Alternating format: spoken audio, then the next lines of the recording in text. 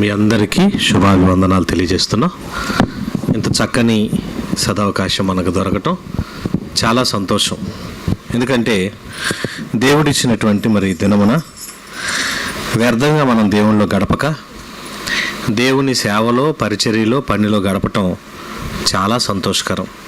ప్రియమైన దేవుని వారలారా, ఒక అమూల్యమైనటువంటి అంశం ముందుగా ప్రకటించినటువంటి రీతిగా బాధపడితే కానీ బోధపడదా, బాధపడితే కానీ బోధపడదా. పాఠం ఏంటంటే చాలా విచిత్రంగాను కొత్తగాను మనకు అనిపిస్తుంది. ఎందుకంటే బైబిలు అన్ని కోణాలలో ప్రతి మనిషిని ఆలోచింపచేసే మహత్తరమైన గ్రంథం. అన్ని విధాలుగా మనల్ని సరిచేయటానికి, మనం దేవుని త్రోవలో నడవటానికి ఒక సరైన రూటు బైబిల్ అంటే. యవనస్తుడు ఎలా ఉండాలో, వారి యొక్క నడత ఎలా ఉండాలో, వారి భావాలు ఉద్దేశాలు ఇంకెలా ఉండాలో, సరైనటువంటి మార్పు మనకు అవసరమని చక్కని విషయాలు తెలియజేసిందండి ఈ గ్రంథం. అంటే ఒక యవ్వన జీవితం దేవునికి ఇష్టంగా ఉండాలంటే, లోకంలో పడిపోకుండా తప్పిపోకుండా ఉండాలంటే బైబిల్ చదివాడు అనుకోండి, ఈ మాటల ప్రకారంగా నడిస్తే ప్రపంచం అంతా మెచ్చుకుంటుంది అతన్ని. అంతటి మంచివాడిగా తీర్చిదిద్దగలిగే గ్రంథం బైబిల్. మరి వృద్ధులు ఎలా ఉండాలి అనే విషయం కూడా, వారి యొక్క నడవడి కూడా రాయబడింది. బాల్యంలో ఉన్న చిన్నపిల్లలు ఎలా ఉండాలో రాయబడింది. తల్లిదండ్రులు ఎలా ఉండాలో రాయబడింది.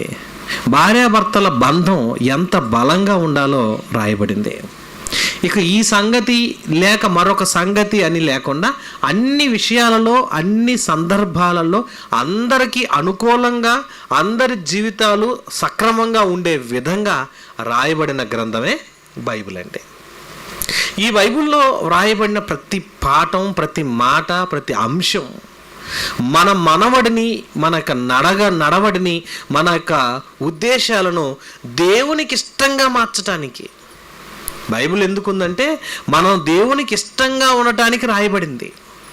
భూమి మీద ప్రతి ఆహారం మన ఆరోగ్యం కోసం దేవుడు చేశాడు. అంతెందుకండి, ఒక్కో ప్రాంతంలో వెళ్తే ఒక్కొక్క వంట ఒక్కో విధంగా ఉంటుంది. కొంతమందికి నచ్చిద్ది, కొంతమందికి నచ్చదు. ఇక్కడ ఉన్నాం కాబట్టి మనం చక్కని భోజనం చేస్తున్నాం. అదే రాజస్థాన్ లాంటి ప్రాంతానికి వెళ్తే అక్కడ భోజనాలు పెట్టరు. అక్కడ ఏం పెడతారు? అన్ని రొట్టెలే. అంటే ఒక్కో ఏరియాలో ఒక్కో ఆహారం.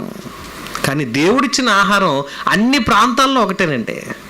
ఇక్కడ మామిడి పండు పండితే ఇక్కడ అదే రుచి ఉంటుంది, తెలంగాణలో వెళ్ళినా అక్కడ అదే రుచి ఉంటుంది, అదే రాజస్థాన్ వెళ్ళినా అక్కడ అదే రుచి ఉంటుంది. ఇక్కడ అరటిపండు అదే రుచి, అక్కడ అరటిపండు అదే రుచి. అంటే దేవుడు తయారు చేసిన వస్తువుల్లో రుచులు మార్పు లేవు. చక్కగా అందరికీ అవసరమైనది, అందరికి నచ్చేవి చేసాడు. ఎంత మంచి దేవుడు అంటే. అటువంటి మంచి దేవుడు మన మనుగడను, మన జీవితాలను దేవునికి ఇష్టంగా మలచాలని, మన నడవడి దేవుడికి నచ్చే విధంగా ఉండాలని కోరుకున్నాడు. కానీ మనిషే దేవుని మాట వినటం మానేసి దేవుణ్ణి మర్చిపోయి బ్రతుకుతున్నాడు. అంటే ఆ వ్యక్తికి దేవుని గురించినటువంటి విషయం తెలియాలంటే తాను తెలుసుకోవటం కోసం, కొన్ని విషయాలను నడవడం కోసం, నడిపించటం కోసం దేవుడు ఎన్నో రకాలుగా ప్రయత్నం చేశాడు. కానీ మనిషి మార్పు రావటం చాలా కష్టమైపోయింది. ఎందుకంటే ఆహారం యొక్క బాధ, ఆకలి బాధగా ఉండేవాడికి, ఆకలితో బాధపడేవాడికి ఆహారం యొక్క విలువ తెలిసిద్దండి. ఎలాగా? ప్రతిరోజు పళ్ళెం నిండా ఆహారం పెడుతున్నారు అనుకోండి, తిని ఎక్కువయ్యి మిగిలింది పారేస్తూ ఉంటాడు. అదే 2-3 రోజులు ఆకలి అయినప్పుడు, లేకపోతే తినడానికి సరిగ్గా ఆహారం దొరకని వాడికి భోజనం పెట్టండి, దాని విలువ తెలిసి ఒక్క మెతుకు కూడా కింద పడేయడండి. అప్పుడప్పుడు తల్లిదండ్రులు పిల్లలకు పెట్టినప్పుడు కింద పానీయకుండా తినరా అన్నం అంటారండి. ఎందుకంటే వాడు తెలీదు, చుట్టూ పళ్ళెం చుట్టూ పడిపోతూ ఉంటుంది. వాళ్ళు కలిపేటప్పుడు కానీ, తినేటప్పుడు కానీ, ముద్దల్లో నోట్లో పెట్టుకునేటప్పుడు చుట్టూ పడిపోతుంటుంది. అప్పుడు చెప్తుంటుంది, ఈ గింజల కోసం, ఈ ఆహారం కోసం మీ నాన్న మీ అమ్మగారు చాలా కష్టపడితే ఈ ఆహారం వచ్చింది. ఆ కష్టం విలువ నీకు తెలిస్తే నువ్వు దాన్ని పారేయవు అని అంటారండి. అంటే ఆకలి బాధ తెలిసిన వాడికి ఆహారం యొక్క విలువ తెలిసిద్ది. అలాగే చాలామంది భూమి మీద ధనం విలువ తెలిసిన వాడు డబ్బులు లేనప్పుడు భూమి మీద పడే కష్టము బాధ వేదన ఎంత ఉంటుందో అర్థమైన వాడు వృధా ఖర్చులు పెట్టడంటే అవసరమైన ఖర్చులు పెడతాడు, అనవసరమైన ఎక్స్ట్రా ఖర్చులు పెట్టరు. ఎందుకంటే ధనం విలువ తెలిసిన వాడు దాన్ని ఎలా నడుచుకోవాలో దాన్ని ఎలా వాడుకోవాలో అర్థమవుతుంది కనుక. అంటే ధనం విలువ తెలుసుకున్నప్పుడు వేస్ట్ ఖర్చులు చూడండి, ఆహారం తింటే కడుపు నిండిద్ది మంచిదే. ఎక్స్ట్రా ఖర్చులు అంటే ఏంటి? రోడ్డు మీద వెళ్ళే ఐస్ క్రీమ్ డబ్బాలు కానీ చూడండి, ఒక ఐస్ క్రీము 150 రూపాయలు 200 రూపాయలు ఉంటుంది. ఏదో అలా చీకి పారేసేది, అలా చీకి పారేసే ఖరీదైన ఐస్ క్రీమ్ కూడా ఆకలి తీరదు కానీ నోటి రుచి కోసం అలా కొని పారేస్తుంటారు చాలామంది. అంటే ధనం విలువ తెలియక వృధా ఖర్చులు చేసే వాళ్ళు కూడా ఎక్కువ మంది ఉన్నారండి. అందుకని ధనం విలువ తెలిసిన వాడు దాన్ని నడుచుకునే విధానం వేరుగా ఉంటుంది. ధనం బాధ తెలిస్తే దాన్ని ఖర్చు పెట్టే విధానం తెలిసిద్ది. అదేవిధంగా పిల్లలు పుట్టని కుటుంబాలు ఉంటాయండి. చాలామంది పిల్లలు పుట్టరు, వాళ్ళకి తెలిసిద్దండి ఆ బాధ ఏంటో. నేను ఎదురొస్తుంటే అలా అంటున్నారు, నేను కనపడితే ఎలా అంటున్నారు, ఎంతకాలం అయినా పిల్లలు పుట్టలేదని కనిపించిన పిల్లలందరిని చూసి వీళ్ళ కడుపులో ఒక బాధ. ఎందుకంటే పిల్లలు పుట్టని వాళ్ళకి తెలిసిద్ది పిల్లల యొక్క విలువ. ఆ బాధ భరించేటప్పుడు అర్థమవుతుందండి వాళ్ళకి, ఇంత బాధ ఉందా అని అనిపిస్తుంది. అంతేకాదండి, భర్త చనిపోయిన భార్యలు ఉంటారు, భర్త విలువ బతుకున్నప్పుడు తెలుసుకొని ఉంటారు. కానీ భర్త మరణించిన తర్వాత ఆ బాధ ఎలా ఉంటుందో, తోడుగా మనిషి ఉంటే ఎలా ఉంటుందో, ఆ తోడు మనిషి లేకపోతే ఎంత బాధో వాళ్ళకు బోధపడిద్దండి. ఇలా మనం శాంపిల్గా భూమి మీద ఎన్నో ఆలోచిస్తుంటే బాధను అనుభవించిన వాడికి ఆ బోధ అర్థమవుతుంది. తల్లిదండ్రులు పిల్లలు చెప్తుంటారు, నాన్న ఇటు వెళ్ళమాకరా, ముళ్ళు ఉంటాయి, దెబ్బ తగులుతుంది, లేకపోతే ఏడుస్తావు, ఆ ముళ్ళ కంచెల్లోకి వెళ్తే నీ కాళ్ళన్నీ కూడా పంచర్లు అవుతాయి, దయచేసి వద్దు వెళ్ళొద్దు అని చెప్తారు. కానీ మనం ఏం చేస్తాం తెలుసా? అస్సలు లెక్క చేయరండి చాలామంది. నాకు తెలుసులే అంటుంటారు. తెలుసులే అని చాలామంది ఏం చేస్తారు తెలుసా? వెంటనే వాళ్ళు తెలుసని చెప్పి వద్దన్న మార్గంలోకి వెళ్ళిపోతారు. వెళ్ళిన తర్వాత కాళ్ళ నిండా ఆ ముళ్ళు గుచ్చుకుంటే ఆ బాధపడి ఏడుస్తూ అప్పుడు అంటుంటారు, అమ్మ నువ్వు చెప్పావు నేను వెళ్ళలేదు, ఇప్పుడు నొప్పి పడుతుంది, కాళ్ళన్నీ రక్తం కారుతుందని అప్పుడు బాధపడతారు. అంటే బాధపడ్డప్పుడు ఆ బోధ ఏందో అర్థమైందంటే. మరి బైబిల్లో కూడా చాలామందికి దేవుడు చాలా విషయాలు చెప్పాడు. చెప్పినప్పుడు మనం ఏం చేయాలి? అర్థం చేసుకోవాలి. అర్థం చేసుకోక చాలామంది దేవుని విషయంలో తప్పు చేస్తున్నారంటే. దేవుడు మనల్ని ప్రేమించి ఆహారం కానించి ఆరోగ్యం వరకు అన్ని సౌకర్యాలు దేవుడు మనకు చేశాడు.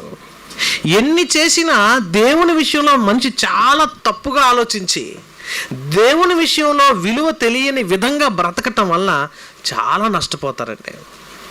ఒకానొక దేశంలో ఒకానొక కుటుంబం ఉంది బైబిల్లో. ఆ కుటుంబానికి చాలా కాలం నుంచి పిల్లలు లేరు. ఆమె పేరు మనోహ. మనోహకు చాలా సంవత్సరాలుగా పిల్లలు లేకపోతే బాగా బాధపడి ఏడ్చి దేవుని సందులో మొరపెట్టి, అయ్యా నాకు ఒక బిడ్డనివ్వు, ఆ బిడ్డను నీకోసం పెంచాలనుకుంటున్నాను, నాకేదో ఒక బిడ్డవు, అందరూ నన్ను గొడ్రాలు అంటున్నారు, రకరకాలుగా మాట్లాడుతున్నారు, నువ్వు ఎలా సహాయం చేస్తావని ప్రతిరోజు ఏడవటమేనంటే.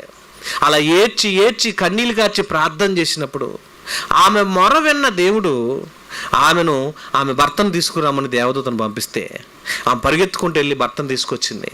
మీ ఇద్దరికి చెబుతున్నాను, జాగ్రత్తగా వినండి, మీకు దేవుని వరాన ఒక మంచి బిడ్డను పుట్టిస్తాను, ఆ బిడ్డను నా కొరకు పెంచండి, ఆ బిడ్డను నా ప్రేమతో నాకు నాజీరు చేయబడి, అంటే నాకు వ్రతం చేయబడిన వ్యక్తిగా, అతను తల మీద మంగళ కత్తి వేయకూడదు, అంటే తన వెంట్రుకలు కత్తిరించకుండా జాగ్రత్తగా పెంచండి, అతని బలం అందులోనే ఉంటుంది, ఆ బలముతో అతను ఫిలిస్తీన్ల సామ్రాజ్యాన్ని మొత్తాన్ని ఓడించాలి, గెలవటం కోసం ఫిలిస్తీన్లు ఇశ్రాయేలీని బాధ పెడుతున్నారు కనుక వారిని జయించటం కోసం ఇతను నేను పుట్టించుకుంటాను, మీరు ప్రాధేయపడి అడుగుతున్నారు కనుక నీ గర్భమున ఆ బిడ్డనిస్తానని దేవుడు మాటిచ్చాడండి. మాటిచ్చిన దేవుడికి వాళ్ళు చక్కగా ప్రార్థన చేసి సంతోషపడ్డారు, దేవుని సందులో హాయిగా బ్రతికారు. అనుకోని విధంగా దేవుడిచ్చిన ఆ వరానికి చక్కని బిడ్డ పుట్టాడు. ఆ బిడ్డ పేరే సంసోను. సంసోను చాలా చక్కగా పెంచుకున్నారు, అల్లారు ముద్దుగా పెరిగాడు. పిల్లలు ఆడపిల్లలకు జడేసినట్టుగా అతనికి కూడా వాళ్ళమ్మ జడేస్తుంది, చక్కగా బాగా ఒత్తుగా పెరిగిపోతుంది. అందరు హేళన చేస్తున్నారు, ఏంటి ఇటు జడలేసుకుంటున్నాడు అని. కానీ దేవుడి వరం, దేవుని ప్రణాళిక, దేవుని ఉద్దేశం తల్లి చెప్పింది, నాన్న అందరిలాగా నువ్వు వద్దురా, నువ్వు ప్రత్యేకమైన వ్యక్తివి, నీకు జడేస్తున్నాను, నీకు జుట్టు పెరిగిపోతుందని బాధపడద్దు, నేను ఎలాగైనా ఇలాగే పెంచుతున్నాను, దేవుని యొక్క ఉద్దేశము ఇది కనుక నువ్వెవరికి చెప్పొద్దు, జాగ్రత్త అని చెప్పి ప్రతిదినం అతను బాగా పెంచుతుంది. యవనస్తుడిగా పెరిగాడు, మంచి బలాఢ్యుడు. ఎంతటి బలాఢ్యుడు అంటే 1000 ఏనుగుల బలం అంటండి అతనిది. ఎన్ని ఏనుగుల బలం? 1000 ఏనుగుల బలం. ఒక ఏనుగు రోడ్డు మీదకి వచ్చి అదిరిందో బెదిరిందో అనుకోండి, ఎలా ఉంటుందో తెలుసా? ఒక మధ్యకాలంలో ఫేస్బుక్లో మరి న్యూస్ పెట్టారు. మావటివాడు అంటే ఆ ఏనుగుని అదుపు చేసేవాడిని మావటివాడు అంటారు. అతను ఏనుగు పైన కూర్చొని పొల్లబెట్టి పొడుస్తుంటాడు దాన్ని, అటుపో ఇటుపో అని, దాన్ని నడిపించే వ్యక్తి. అలాంటి వాడు నడిపిస్తుంటే ఒక టపాకా పేల్చాడు ఒక అల్లరి కుర్రాడు. దానికి బెదిరిపోయిందండి. బెదిరిపోయి అది రోడ్డు మీద పరిగెత్తుంటే కార్లు సైతం అటు ఇటు తోసేస్తుంది తొండం పెట్టి. ఒక ఆటో అయితే ఇలా తొండంతో పట్టుకుని ఇసిరేస్తే 2 బిల్డింగ్లు అవతల పడింది. అంటే ఎంతటి శక్తి ఉంటుందండి ఏనుగుకి. ఏనుగు అమాంతంగా మనిషి మీద కాలేసి తొక్కిందంటే నోట్లోంచి చెవుల్లోంచి రక్తం కక్కుని చావాల్సింది మనిషి. అంతటి బలం అండి ఏనుగుది. అలాంటి బలంలో సుమారు 1000 ఏనుగులంత బలం ఎవరిది? సంసోనుది. అంతటి బలాఢ్యుడు. అతన్ని ఎదిరిద్దామని కానీ, అతన్ని కొడదామని కానీ, అతన్ని భయపెడదామని ఎవరు చేసినా ఎవరి వల్ల అయ్యేది కాదు. అంతేకాదండి, ఫిలిష్తీయుల మీదకి వెళ్ళి ఒక పచ్చి దవడ ఎముకతో 500 మందిని అమాంతంగా చంపేశాడు. అంటే ఒక దవడ ఎముకను పట్టుకొని కొడితే ఎంతమంది అడ్డం వస్తే అంతమంది చంపేసేవాడు. అంటే అతని బలానికి చుట్టుపక్కల దగ్గరకు వచ్చేవాళ్ళు కాదు. ఈ మధ్యకాలంలో గాడ్జిల్లా అని ఒక సినిమా తీశారు, చిన్నపిల్లప్పుడు చూశాను నేను. ఆ గాడ్జిల్లాకి చుట్టుపక్కల ఎవరు వచ్చి కొడదామన్నా ఎలా ఇదిలిచ్చేస్తే అడ్డుపడిపోయేవాళ్ళు, అలా ఇదిలిస్తే అలా పడిపోతారు. అది అంత పెద్ద క్రూర మృగంలాగా ఉంటుంది. ఇతను చూస్తుంటే అలా భయం వేసేదండి ఫిలిష్తీయులకి. బాబోయ్, అతను వచ్చి మీద పడ్డాడంటే మనం చచ్చిపోతామని భయం వేసేది. ఫిలిష్తీయుల సర్దారులను, ఫిలిష్తీయులు అందరినీ వణికించాడండి. అలా వణికించి బలపరిచి ఘనంగా దేవుని కొరకు నిలబడ్డ వ్యక్తి సంసోను. అయితే అతని యొక్క గొప్పతనాన్ని, అతని యొక్క బలాన్ని చూసి ఎవ్వరూ అతని జోలికి వచ్చే వాళ్ళు భయపడిపోయారు. ఫిలిష్తీయుల నిర్మూలనే ధ్యేయంగా దేవుడు సంసోను పుట్టించుకున్నాడు. కానీ సంసోను ఎదిగి పెరిగి పెద్దవాడై దేవుని కొరకు నమ్మకంగా బ్రతుకుతున్నాడు. ఒకానొక దినాన కోపం వచ్చి ఫిలిష్తీయుల యొక్క కోపానికి, ఎందుకంటే ఫిలిష్తీయుల్లో ఉన్నటువంటి ఒక అమ్మాయిని ప్రేమించాడు. మరి ప్రేమించడం సరైందా అంటే తల్లి చెప్పిన మాట, తండ్రి చెప్పిన మాట వినలా. నాన్న వద్దు, మనకు తగినది కాదు, నీకు దేవుడు సిద్ధపరిచిన వాళ్ళు వస్తారులే నాన్న అంటే కాదనుకొని దేవుని మాట ధిక్కరించి అమ్మాయిని ప్రేమించడం ప్రారంభించాడు. ప్రేమించిన తర్వాత వాళ్ళు పెళ్లి చేస్తామన్నారు. పెళ్లి చేస్తామని చెప్పి మోసం చేసి వేరే వ్యక్తికి ఇచ్చి పెళ్లి చేశారు. ఆ కోపానికి 300 నక్కలను పట్టుకున్నాడు. ఎన్ని నక్కలు? కుక్కను పట్టుకోవడమే కష్టం, అలాంటిది నక్కను పట్టుకున్నాడంటే నక్కలు దొరుకుతాయండి? అది అడవిలో పారిపోతే వాడంత జిత్తులు మారి నక్క అంటారు. ప్రతిదానికి కథలు చెప్తారు పిల్లలకి, నక్క జిత్తులు మారిదని. అలాంటి జిత్తులు మారి నక్కలు 300 నక్కలు పట్టుకొని ఒకదానికొకటి తోకలు ముడేసి దాని మధ్య కాగడాలు కట్టి పొలాల మీద తోలేసాడు. అలా ఫిలిష్తీయులు సర్దారులు, ఫిలిష్తీయులు పండించినటువంటి పంట కుప్పలన్నీ తగలబెట్టేసినాయి. అంతటి తెలివిగా, అంతటి బలాఢ్యుడైనటువంటి సంసోను దేవుని మాట ధిక్కరించి, వద్దని చెప్పిన మాట వినకుండా ప్రేమించి మోసపోయానని బాధపడిన తర్వాత తాను ఏం చేశాడంటే ఒక వేశ్యకు అలవాటు పడిపోయాడు. ఆమె పేరే దెలీలా. దెలీలా అనే వేశ్యకు లోబడిపోయి ప్రతిదినము ఆమెతోనే ఉంటూ, ప్రతిదినము ఆమె దగ్గరికి వెళ్ళిపోతూ శరీర అవసరాలు తీర్చుకుంటూ దేవుడు చెప్పిన ప్రణాళిక మర్చిపోయాడండి. దేవుడు అనుకున్న పని చేయాల్సింది పోయి పనిలో ఉండకుండా, పరిచర్యలో ఉండకుండా దేవుని ప్రణాళిక దెబ్బతీసే విధంగా ప్రయత్నం చేశాడు. ఫిలిష్తీయులు ఎన్నిసార్లు వచ్చి అతని మీద పడ్డా బలంగా లేచి అతన్ని భయంకరంగా చంపేసేవాడంటే. తాళ్ళు పెట్టి కట్టేశారు, నేరవంజు చువ్వలు పెట్టి కట్టేశారు, పెద్ద పెద్ద కోటగోళ్ళు వేసిన అమాంతంగా ఇలా పట్టుకుని ఇసిరి అవతల పడేసేవాడంటే. అంతటి బలాఢ్యుడు. ఏంటి ఇతను ఎలా ఓడించాలి, ఎలా గెలిపించాలి, ఎందుకు ఇలా ఇతను చేస్తున్నాడు, ఇతను ఎలా మనం చేస్తే బయటకు వస్తాడు, ఇతను ఎలా చంపాలా అని ఫిలిష్తీయులు ఎన్నో ప్రయత్నాలు చేసుకుంటూ వచ్చారండి. ఏ ప్రయత్నం ఫలించట్లా, ఎలా చంపాలో అర్థం కావట్లా. చివరికి ఇతను దెలీలాకి అలవాటు పడ్డాడన్న సంగతి తెలుసుకొని ఆమె ఇంటికి వెళ్ళి వాళ్ళు ధనాన్ని కుప్పగా పోసారు ఆమెకి. నీకు ఎంత డబ్బు కావాలంటే అంత తీసుకో, అతని దగ్గర ఉన్న బలం ఏంటో, ఆ వీక్ ఏంటో కనుక్కో, అతను ఎలా మోసపోతాయి, ఎలా వీక్ అయిపోతాడో తెలుసుకో అని ఇతని దగ్గర ఉన్నటువంటి దాని కాక వాళ్ళు ఇచ్చేటువంటి ధనం వెల కట్టలేనంత ధనం ఇస్తామన్నారండి. ఆ ధనానికి ఆశపడి ఆమె ఇతను లాలించి పాలించి జోకొట్టి ఎన్ని రకాలుగా ప్రయత్నం చేసినా ఎక్కువసార్లు అబద్ధం చెప్పుకుంటూనే వచ్చాడు. చివరకు బాగా మత్తుగా చేసి బాగా తాగనిచ్చి, నేనంటే నీకు ప్రేమ లేదు, నువ్వు నన్నంటే ప్రేమించట్లేదు, నీదంతా నటనా జీవితం, నువ్వేం చెబితే అది నేను నమ్ముతున్నాను, నువ్వు నాకు మోసం చేస్తున్నావని చెప్పి లాలూచి చేసి మాట్లాడి అతన్ని వశపరుచుకుందండి. బైబిల్లో అంటాడు కదా, వేసే లోతైన గొయ్యి, ఆ గోతులో పడ్డాడు బయటికి రాలేడు, ఆ ఊబిలో పడ్డాడు బయటికి రానంతటి భయంకరమైనటువంటి పరిస్థితి. ఆమె మాటలకు లాలనకు లోబడి ఆమె అతను ఏదో చారదీసి బతికిస్తుంది, బాగు చేస్తుంది అనుకున్నాడు. కానీ ఆ మాటలకు లోబడిపోయినటువంటి సంసోను ఆమె ఆ మాటలు విని చెప్పకూడని రహస్యాన్ని, చేయకూడని పనిని ఆమెకు చెప్పేశాడు.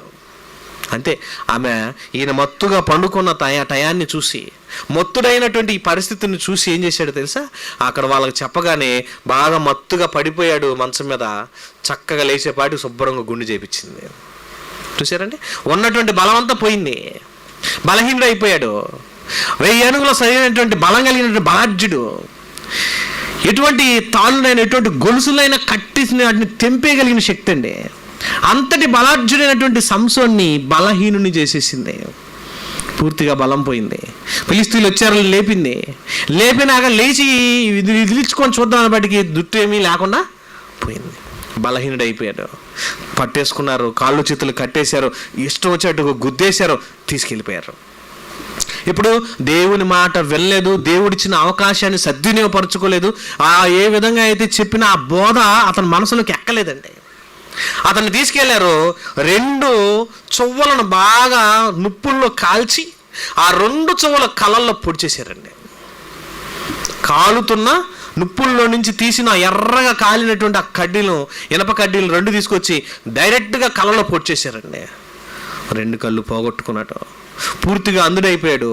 ఏం చేయాలో అర్థం కావట్లేదు, నేను ఎందుకు ఇంత తప్పు చేశానా అని బాధపడుతూ ఏడుస్తూ కన్నీళ్లు కార్చాడు. ఆ టైంలో మరి ఆ ఫిలిష్తీయులు అందరూ కూడా ఈ సంసోను దొరికాడని పండగ చేసుకుంటూ ఆ దాగోను దేవత యొక్క గుడిలో అతన్ని కట్టేశారండి. కట్టేసి ఇతను ఎలాగైనా సరే చంపేయాలని ఆ రోజు తీర్మానం చేసుకున్నారు. ప్రజలందరినీ పిలిపించారు, విందు చేసుకుంటూ వాళ్ళు సంతోషపడుతూ సంసోను దొరికాడు, ఇతను చంపాలని మంచి ఆలోచనతో ఉన్నారు. ఇంకప్పుడు పశ్చాత్తాపడి, నేను పడిన ఈ బాధ ఇంకెప్పుడు పడకూడదు. ఎందుకు, బాగున్నప్పుడు ఇతను ముందు నిలబడేవాళ్ళు కాదు, ఇప్పుడు గుడ్డివాణి చేశారు, అందుడైపోయిన తర్వాత అప్పుడు బాధ అర్థమైందంటే, ఇంతకాలం చెప్పిన బోధ మనసుకు ఎక్కల, ఇప్పుడు బాధ అర్థమయ్యి ఈ బాధలో ఒక ప్రార్థన చేస్తున్నాడంటే, ఎలాంటి ప్రార్థన చేస్తున్నాడు చూద్దామా? చూడండి, బైబిల్ చూసినట్టయితే న్యాయాధిపతుల గ్రంథం 16వ అధ్యాయము ఒకసారి చూడండి అందరూ. న్యాయాధిపతుల గ్రంథం 16వ అధ్యాయము 28వ వచనాన్ని చూద్దామండి. అప్పుడు సంసోను యెహోవా,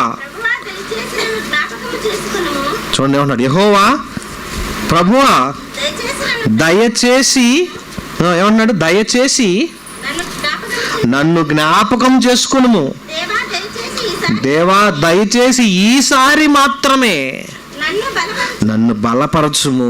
ఏమండి, బాధపడ్డాక ఇప్పుడు అర్థమైందండి బోధ. అప్పటిదాకా బాధపడలేదు, హ్యాపీగా ఉన్నాడు, సంతోషంగా ఉన్నాడు. ఇప్పుడు బాధపడుతున్నాడు, ఈ బాధలో చేస్తున్నాడు, ఈ ఒక్కసారికి నన్ను కనికరించు, ఈ ఒక్కసారికి నన్ను బలపరచు, ఈ ఒక్కసారికి నన్ను కనికరించి కాపాడు. చూసారండి, ఈ ఒక్కసారి చూసారండి. బాగున్నప్పుడు చెప్పినప్పుడు ఎవరు వినరండి. ఆరోగ్యంగా ఉన్నాం, ఆనందంగా ఉన్నాం, దేవుడు నమ్ముకొని అయినా బాగున్నామంటే ఎవరు పట్టించుకోరు, ఎవరు అర్థం చేసుకోరు. నాకేం పర్లేదు, నాకు అన్నీ ఉన్నాయి, నాకేంటి, నాకు అంతా ఉంది, అని మనిషి విర్రవీగిపోతాడు, మనిషి లెక్కలేనితనంగా ఉంటాడు. కానీ ఈ సంసోను పడిన బాధ చూసిన తర్వాత ఈ కళ్ళన్నీ పోయి కొరడాలతో కొట్టి భయంకరంగా చిత్తబాధ చేస్తున్నప్పుడు, ఈ బాధను అనుభవిస్తున్నప్పుడు అర్థమవుతుంది, నేను ఎంతమందిని కొట్టేశానో, ఎంతమందిని చంపేశానో, ఎంతమందిని ఎలాగైతే నలిపేశానో, నా దగ్గర అంత బలం ఉంటే అంత బలంగా ఉన్నానో, ఇప్పుడు నేను బలహీన అయిపోయాను, ఎందుకు పనికిరాని వాడిని అయిపోయాను, నా పరిస్థితి ఎంత దారుణంగా అయిపోయిందని కన్నీళ్లు కారుస్తూ ఏడుస్తూ దేవునికి మొరపెడుతున్నాడు. నాకు ఒక్కసారన్న ఈ అవకాశం ఇయ్యే అని అడిగి దేవుడు అక్కడ ఉన్న వాళ్ళని అడిగాడు, అయ్యా ఈ గుడికి మూల స్తంభాలు అయ్యో నా దగ్గరికి తీసుకెళ్తే వాటి దగ్గర నేను నుంచుంటాను అని అడిగాడు. ఆ మూల స్తంభాలు అయిన 2 స్తంభాల దగ్గర తీసుకెళ్ళి తను కట్టేశారు. ఏం చేస్తాడులే, ఇంత దగ్గర ఇంకా బలం లేదు కదా, ఏం లేదు కదా, కళ్ళు కనపడతలేదు కదా అని హేళన చేస్తూ మాట్లాడుతున్నారు. అప్పుడు చేశాడండి ప్రార్థన. ఆ బాధలో, ఆ వేదనలో బుద్ధొచ్చి బాధపడిన తర్వాత దేవుని బోధ అర్థమయ్యి అప్పుడు అడుగుతున్నాడు ఈ మాట, ఏమని? ఈ ఒక్కసారికి నన్ను జ్ఞాపకము చేసుకునుము, నా 2 కన్నులు నిమిత్తము ఫిలిష్తీయులను ఒక్కమారే దండించి పగ తీర్చుకొననిమ్మని యెహోవాకు మొరపెట్టి ఆ గుడికి ఆధారముగానున్న 2 స్తంభములలో ఒక దానిని కుడి చేతను ఒక దాన్ని ఎడమ చేతను పట్టుకొని, నేను ఫిలిష్తీయులను చంపబోదును గాక అని చెప్పి బలముతో వంగినప్పుడు ఆ గుడి ఆ సర్దారుల మీదను దానిలోనున్న జనులందరి మీదను పడిను.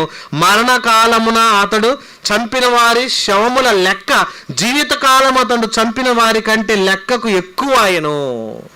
చూశారంటే చచ్చిపోయే టైంలో ఇక్కడ ఏం చేశాడు? నేను చేసింది తప్పే, పశ్చాత్తాపడి బాధపడిన తర్వాత ఏమైంది? ఇతనికి బోధపడింది. ముందుగానే చేసుకున్నట్టయితే తల్లి చెప్పిన మాట విని మనకొద్దు నాన్న పరిస్థితి ఉన్నప్పుడు ఎంత బాగుండేది, అసలు వేష దగ్గరికి వెళ్ళకుంటే ఇంకెంత బాగుండేది. తన బ్రతుకుని, తన జీవితాన్ని దేవుడు ఇచ్చిన ఈ అవకాశాన్ని సద్వినియోగపరచుకోలేకపోయాడు. చివరికి చచ్చిపోతూ దేవుణ్ణి మొరపెట్టాడండి. చచ్చిపోయే స్థితి వచ్చింది. నేను ఎటు చచ్చిపోతాను కనుక నాకు అర్థమైపోయింది, నేను చచ్చే లోపన్న నీ పగను నేను తీర్చుకునే అవకాశం ఇవ్వని బతిమిలాడి ఏడ్చాడండి. అంటే బాధపడితే కానీ ఈయనకి బోధపడలేదండి. మనలో కూడా చాలామంది అంతే, ఎన్ని చెప్పినా వినరు. బోధకుడు ఏదైనా మంచి మాట చెప్పారు అనుకోండి, పాస్టర్ గారు ఏంటండి మీరు పద్దాకులు నన్నే పిలుస్తారు, అసలు నా గురించి చెప్తున్నారా ఏంటి వాక్యం? చూడండి, ఏదైనా మంచి మాట చెప్పారు అనుకోండి. ఈ మధ్యకాలంలో ఒక ఆయన ఉన్నాడు, కలవర్ టెంపుల్కి వెళ్తాడు. ఆడికి వెళ్ళి వాక్యం విని వచ్చిన తర్వాత, అన్న అసలు ఈరోజు అంతా అయ్యగారు నా గురించే చెప్పినట్టు ఉందన్న అంటాడు. అంటే ఆ 1000 మందిలో ఆయన చెప్పిన మాట నీకు బాగా గుచ్చుకుంది, నువ్వు సరి చేసుకోమని దేవుడు చెప్పాడని చెప్తాడు. ఇక్కడ ఏదైనా అలాంటి మాట చెప్పామనుకోండి, అసలు నా గురించి పాస్టర్ గారు బాగా తెలుసు కదా అందుకే నా గురించి చెప్పాడేమో. ఇక్కడ ఎలా ఉంటుంది? అసలు నా గురించి చెప్పాడా, ఈయనకి ఎవరని చెప్పారా, మా కుటుంబం గురించి ఎవరని చెప్పారా, అసలు నా గురించి చెప్పినట్టుందండి. చూసారండి, ఎక్కడన్నా చెబితేనేమో దేవుడు మాట్లాడినట్టుంటుంది, కొద్దిమందిగా ఉన్న మధ్యలో మాట్లాడితేనేమో దేవుడు మాట్లాడాల, పాస్టర్ గారు మాట్లాడాడు అనుకుంటారు. మన మైండ్ ఎలా ఉంటుందంటే, సరి చేసుకోమని ఎవరు చెప్పినా సరి చేసుకోవాలి. సంసోనికి వాళ్ళ అమ్మ చెప్పింది, వాళ్ళ నాన్న చెప్పాడు, తెలిసిన వాళ్ళందరూ చెప్పారు, వెళ్ళా వద్దునా నాన్న వేష దగ్గరికి, దేవుడు చెప్పింది మంచి కదా, అలా వద్దంటే వినలేదండి. ఎప్పుడు బోధపడింది? బాధపడితే అప్పుడు బోధపడింది. మనకు కూడా అంతేనండి. మంచిగా ఒక సేవకుడు చెప్పాడంటే ఒక మంచి మాట చెప్తాడు. మంచి మాట చెప్పినప్పుడు మనం ఏం చేయాలి? సరి చేసుకోవాలి. సరి చేసుకున్నావు నీ జీవితం బాగుంటుంది. మేలుకై సేవకుడు చెప్తాడు, కీడుకై చెప్పాడు అనుకోండి, ఆ సేవకుడికి కూడా మూడిందే అంటాడు దేవుడు. నువ్వు తప్పు చెప్పావా, నీకు కూడా ఉంది. ఇది ఎలాంటి ఖడ్గం? ఇది 2 అంచుల ఖడ్గం. అటు తెగిద్ది ఇటు తెగిద్ది, అటు తెంపిద్ది ఇటు తెంపిద్ది, ఇద్దరిని సమానంగా కోసుకుంటూ వస్తుంది. చెప్పేది ఒకటి చేసేది ఒకటి అయితే కుదరదు. 2 విధాలలో కరెక్ట్గా ఉండాలి. అందుకని సంసోను బాధపడ్డాక బోధపడ్డిందండి. అంటే సంసోను జీవితం ఆ బాధను అనుభవిస్తే అర్థమైంది. కనుక ప్రియమైన దేవుని వారలారా, ప్రతి విషయంలో చాలా జాగ్రత్తగా ఉండాలండి మన బ్రతుకు. దేవుడు అప్పగించిన పనిని జాగ్రత్తగా చేసుకున్నావా, బాధలోకి వెళ్ళముందే బాధ్యత కలిగి ఉండాలి. బాధ పడిందాక ఉంటాం ఎందుకు? చేతులు కాలినాక ఆకులు పట్టుకుంటే ఏంటి లాభం అంటారు పెద్దలు. కాలక ముందే అమ్మో ఇది కాలుతుంది గిన్నె అనుకో, ఏం చేయాలి? వడ్డించేటప్పుడు అప్పుడప్పుడు వడ్డించే వాళ్ళందరూ తెలిసిద్ది. గబక్కన బేషన్ పట్టుకుని నేను అడవుడికి వడ్డిద్దామని చేపట్టుకుంటాడు, వెంటనే కాలిద్ది. ఆడవాళ్ళు కూడా పొంగొచ్చేస్తుందని టక్కన మసిగొట్ట దొరకపోతే గబక్కన చేతులు పెడతారు. అప్పుడు ఊదుకుంటూ ఉంటుంటారు, అయ్యో గబక్కన కాలిందే తొందరపడ్డామే అని. బాగున్నప్పుడు ముందుగానే మసిగొట్ట దగ్గరలో పెట్టుకోరు, తొందరపాటులో ఏదో ఆ వేమరపాట్లు ఏడసలు పడేస్తారు. కాలిన తర్వాత బాధపడితే ఎలా? అందుకే దేవుడు అంటున్నాడు, బాధపడితే కానీ బోధపడదా. మా ఇంటి దగ్గరలో ఒక ఆయన ఉన్నాడండి, ఎప్పుడు మైకి పెట్టినా బయటకు వస్తాడు. ఏంటి గోళ, మమ్మల్ని నిద్రపోనీరా, మేము అర్థం కాదా, మేము పడుకోవద్దా అంటాడు. ఏమండి 8:30 కదండి అయింది, 9:30 10 అయిపోద్దండి. ఎక్కువ సౌండ్ పెడతలేదండి, తక్కువే చెప్పామండి. ఏదైనా 10 మంది మాటలు వింటారని పెట్టామండి అంటే, మీ మాటలేదు మీరు పెట్టుకోండి, మాకు అక్కర్లేదు. అసలు మీకు వాళ్ళేందయ్యా, పైకి మైకులు పెడతారు ఏంటండి, లోపల పెట్టుకుని వినండి అనేవాడండి. ఈయన ఎలాగా అంటాలని కొద్ది సౌండ్ తగ్గించి పెట్టేవాళ్ళండి. కొద్ది రోజులు నాకు అర్ధరాత్రి వచ్చి తలుపు కొడుతున్నారు. ఎవరా తలుపు కొడుతున్నారని తీస్తే ఈయన. ఇదేంటండి ఇప్పుడు ప్రార్థన పెట్టలేదు కదండి అన్న నేను. అయ్యా ప్రార్థన కాదేం కదయ్యా, మా కోసం ప్రార్థన చేయయ్యా అంటున్నాడు. ఏంటండి అని అంటే, ఏం లేదయ్యా, నాకు అనుకోకుండా నడుము నొప్పి వచ్చేసింది, కింద పడ్డాను మొన్న లారీకి వెళ్ళి, భయంకరంగా యాక్సిడెంట్ అయిపోయిందేమోనని చెప్పి బాధపడ్డాను. లోపలికి వెళ్ళి చూస్తే నడుములు వీక్ అయిపోయినాయి, ఇరిగిపోయినాయి ఏమో అంటున్నారు. నేను తట్టుకోలేకపోతున్నాను, నా బాధ తట్టుకోలేకపోతున్నాను, దయచేసి నాకు ప్రార్థన చేయంటున్నాడండి. బాగున్నప్పుడు ఎంత మైకి పెట్టినా గోల అనేవాడు. ఇప్పుడు ఏంది, బాధ పడ్డప్పుడు ప్రార్థన చేస్తే తగ్గిద్దనే బోధ ఇప్పుడు పడిందండి ఆయనకి. నిజంగా అండి, బాధ అనుభవించక ముందు అర్థం కాదు సమాజానికి, బాధ పడితే తప్ప బోధ పడతలేదా సమాజానికి. అంటే ఈ బాధ దాకా ఎందుకు వెళ్ళటం, ముందుగానే ఒకసారి గ్రహిస్తే పోయేది కదా, ముందుగానే ఒకసారి ఆలోచిస్తే పోయేది కదా. ఆలోచన రాదండి. చాలామంది తప్పు చేసిన తర్వాత చేతులు పట్టుకొని బాధపడుతూ ఉంటారు. అప్పుడు దాకెందుకు, ముందు జాగ్రత్త అంటున్నాడు. బైబిల్లో ఎన్ని మాటలు చెప్పాడంటే, చెప్పి ఎన్ని మాటలు చెప్పి నన్ను వినం. చాలా విషయాల్లో మనం జాగ్రత్త పడం, సేవలో ఉంటాం కానీ చాలా అప్పులు చేస్తాం. అప్పులు చేసిన తర్వాత బాధలు ఎలా ఉంటాయి తెలుసండి, ఇంకా తట్టుకోలేమండి ఆ బాధలో. ఎన్ని ఇబ్బందులు అంటే, వాడొచ్చి మాట్లాడతాడేమో, వీడొచ్చి అంటాడేమో, ఎవరు ఫోన్ వచ్చితే ఏమంటారో, ఎవరు ఇంటికి వస్తే ఏమంటారో అని ఎంత భయం అండి. భయపడిపోయిన తర్వాత దేవుడి దగ్గర అప్పులన్నీ తీరిపోయినాయి అనుకోండి, మళ్ళీ అప్పు చేయడానికి సిద్ధపడతాం మనం. అంటే ఒకసారి బాధపడ్డావుగా, ఒకసారి వేదన పడ్డావుగా, అప్పుడన్నా తెలిసి వచ్చిందిగా, ఇంకా బోధపడకపోతే. నంబూరులో సంఘానికి వచ్చే సహోదరులు ఉన్నారు, ఇల్లు కట్టుకున్నారు, దాదాపు 7-8 లక్షలు అప్పయింది. కష్టపడి ఎట్లా ఒకట్లా తీర్చేశారండి. ఇక అయిపోయిన తర్వాత ఒకరోజు నేను మళ్ళీ వాళ్ళ ఇంటికి వెళ్తే, అన్న ఇదంతా కూడా నేను డిజైన్ చేయాలన్నా ఎంత అయితే చెప్పవా అంటుంది. అమ్మ ఇప్పుడే కదమ్మా బాకీలు తీరినాయి, మళ్ళీ బాకీ ఎందుకు తెల్లి అంటే, ఎలా వాళ్ళు తీర్చుకుందాం వాళ్ళ అన్న. ఇప్పుడు దాకా పడిన బాధ ఇంకా బోధ పడలేదా? ఆలోచించండి. దేవుని సేవలో పరిచర్లో మనం బాధపడ్డప్పుడు పడిన బాధ నిమిత్తం ఒకసారి జ్ఞాపకం ఉంచుకొని మరలా బోధపడకపోతే ఇంకా నష్టాల్లోకి వెళ్ళిపోతామండి. కనుక ప్రియమైన దేవుని వాళ్ళారా, దేవుని విషయంలో జాగ్రత్త పడకపోతే మన బాధ ఎంత అంత కాదండి. మరొక ఆయన ఉన్నాడు, గొప్ప వ్యక్తి, దేవుని చేతే పేరు ప్రఖ్యాతలు పొందిన గొప్ప వ్యక్తి. ఎవరంటే దావీదు. మీ అందరూ తెలుసు కదా, తన అన్నదమ్ములు మొత్తం 8 మంది, చిన్నవాడు దావీదు. అన్నలు 7 యుద్ధంలో సైన్యంలో చేరి యుద్ధ నైపుణ్యత కలిగిన వారు దేవుని యొక్క సైన్యంలో, రాజ్యంలో సౌలు దగ్గర మరి సేనలో పనిచేస్తూ ఉన్నారు. ఒకానొక దినాన దావీదు చిన్ననాటి నుంచి దేవుని కొరకు బ్రతకటం ప్రారంభించాడు. దావీదు బ్రతుకు కాలం అంతా తను ఏం చేశాడు తెలుసా, ఉదయం గొర్రెల తోలికెళ్తే సాయంత్రం ఇంటికి వచ్చేవాడు. ఇంటికి వచ్చేంత వరకు అటు గొర్రెల చుట్టూ గీత గీసేవాడు, ఇంక ఈ దాటిపోకూడదని. పాపం దావీదు మాట భలే వినేయండి. అవి చక్కగా కూర్చొని చెట్టు మీద కూర్చొని చక్కగా సంగీతంతో పాటలు పాడుకుంటూ ఉండేవాడు. అంటే ఉదయం నుంచి సాయంత్రం వరకు దేవుని పాటలే, దేవుని మాటలే. ఇలా బ్రతికేవాడు, తన జీవితకాలం అలా గడుపుతుండేవాడు. తోడేలు వచ్చినా ఎంటబడి చంపేశాడు, పులి వచ్చినా ఎంటబడి చంపేశాడు. బలాఢ్యుడు, బలవంతుడు, ధైర్యవంతుడు. ఇతన్ని చూసిన దేవుడు ఏం చేశాడంటే, ఇతను నమ్మకమైన వ్యక్తి అని చెప్పి ఇతను నిలబెట్టుకొని గొలియాతు లాంటి వాడిని కూడా చంపించి దావీదుని తీసుకెళ్ళి రాజుని చేశాడండి. ఎవరు చేసింది? దేవుడు. దావీదు ఎంత మంచివాడు, ఎంత గొప్పవాడు. 100 గొర్రెల్లో ఒక గొర్రె తప్పిపోయినా దానికోసం ప్రయాసపడేవాడు. గొర్రె పిల్లను తోడేలు తీసుకెళ్తుందని వెంటపడి తోడేలు నోట్లోంచి గొర్రె పిల్లను కాపాడిన వ్యక్తి. ఇంత మంచి వ్యక్తి మాకు అవసరమని, ఇలాంటి వాడు సేవలో ఉంటే గొప్పవాడు అవుతాడని దేవుడు అతన్ని కనికరించి సౌలును తప్పించి దావీదును రాజుని చేశాడు. మరి రాజు అయిన తర్వాత ఎంత ఉంటుంది పవరు? రాజుగారంటే ఎలా ఉంటుంది? రాజు తలుచుకుంటే డబ్బులకి దెబ్బలకి కుదవ ఉండదు. ఇక నువ్వు కొట్టాలన్నా కొట్టగలడు, సంతోషం వస్తే మెడలో ఉన్న బంగారం ఇచ్చేస్తాడు. ఇది అంత విలువైందని అనుకోడు. ఎందుకు? అతని దగ్గర బోల్డ్ ఉన్నాయి, ధనాగారం నిండా నదులు నగలు కుప్పలు ఉన్నాయి, ఎంతైనా ఇవ్వగలడు, అంతటి శక్తిమంతుడు. అటువంటి రాజస్థానం వచ్చినాక, రాజ్యాధికారం వచ్చిన తర్వాత, రాజు అయిపోయిన తర్వాత దావీదు మంచి యోగ్యుడిగా నిలబడ్డాడు. దావీదు ఎలాంటి పరాక్రమంతుడు అయ్యాడంటే, కత్తి తీసుకొని కనుక యుద్ధంలో దిగాడు అనుకోండి, 10,000 మందికి సైతం చంపగలడు. 10,000 మందిని సింపుల్గా చంపేసి రాగలిగిన సమర్థుడు ఎవరో? దావీదు. అలాంటి వాళ్ళను కొంతమందిని తయారు చేశాడు, దావీదుతో సమృద్ధిగా ఉన్న వాళ్ళని పంపించేవాడు యుద్ధానికి. అతను వెళ్ళేవాడు కూడా కాదు. ఎందుకు? వాళ్ళు చాలే అనుకునేవాడు, వాళ్ళని ఓడించగలిగే వాళ్ళు లేళ్ళే అనుకునేవాడు. అలా కొంతకాలంలో, తన పరిపాలనలో కొంతకాలంలో ఆ దండులో యుద్ధం జరుగుతుంటే కొన్ని ఆ ప్రాంతంలో వాళ్ళకి యుద్ధానికి పంపించాడు. ఈయన హాయిగా నిద్రపోయాడు. పగలల్లా నిద్రపోయి సాయంత్రాన్ని లేచి సాయంత్రం పూట ఆ మిద్దె మీదకి వెళ్ళి తిరుగుతున్నప్పుడు ఒకానొక స్త్రీ కనపడింది. సాయంత్రం వేళ స్నానం చేస్తూ ఉన్నటువంటి స్త్రీని చూసినవాడు, మరి నా కన్నులకు నిబంధన చేసుకోవాలి కదా, నేను యథార్థంగా ఉండాలి కదా, నేను రాజును కదా, నేను గొప్పవాడిని కదా, నాకెందుకులే అని అనుకోలేదండి. అనుకోని విధంగా ఆమెను చూసి ఒక పనివాడిని పిలిపించి ఆమెను చూపించి ఆమెను పట్టురా అన్నాడండి. చూశారండి? ఎప్పుడైతే దేవుని మాటకు ధిక్కరించాడో, దేవుడు హెచ్చించి నిలబెట్టినప్పుడు ఎలా ఉండాలి? దేవుని హెచ్చులో ఉన్నప్పుడు, దేవుని పరిచర్యలో పనిలో ఉన్నప్పుడు దేవునికి లోబడి బ్రతకాలి. అప్పటికే దావీదుకి 8 మంది భార్యలు.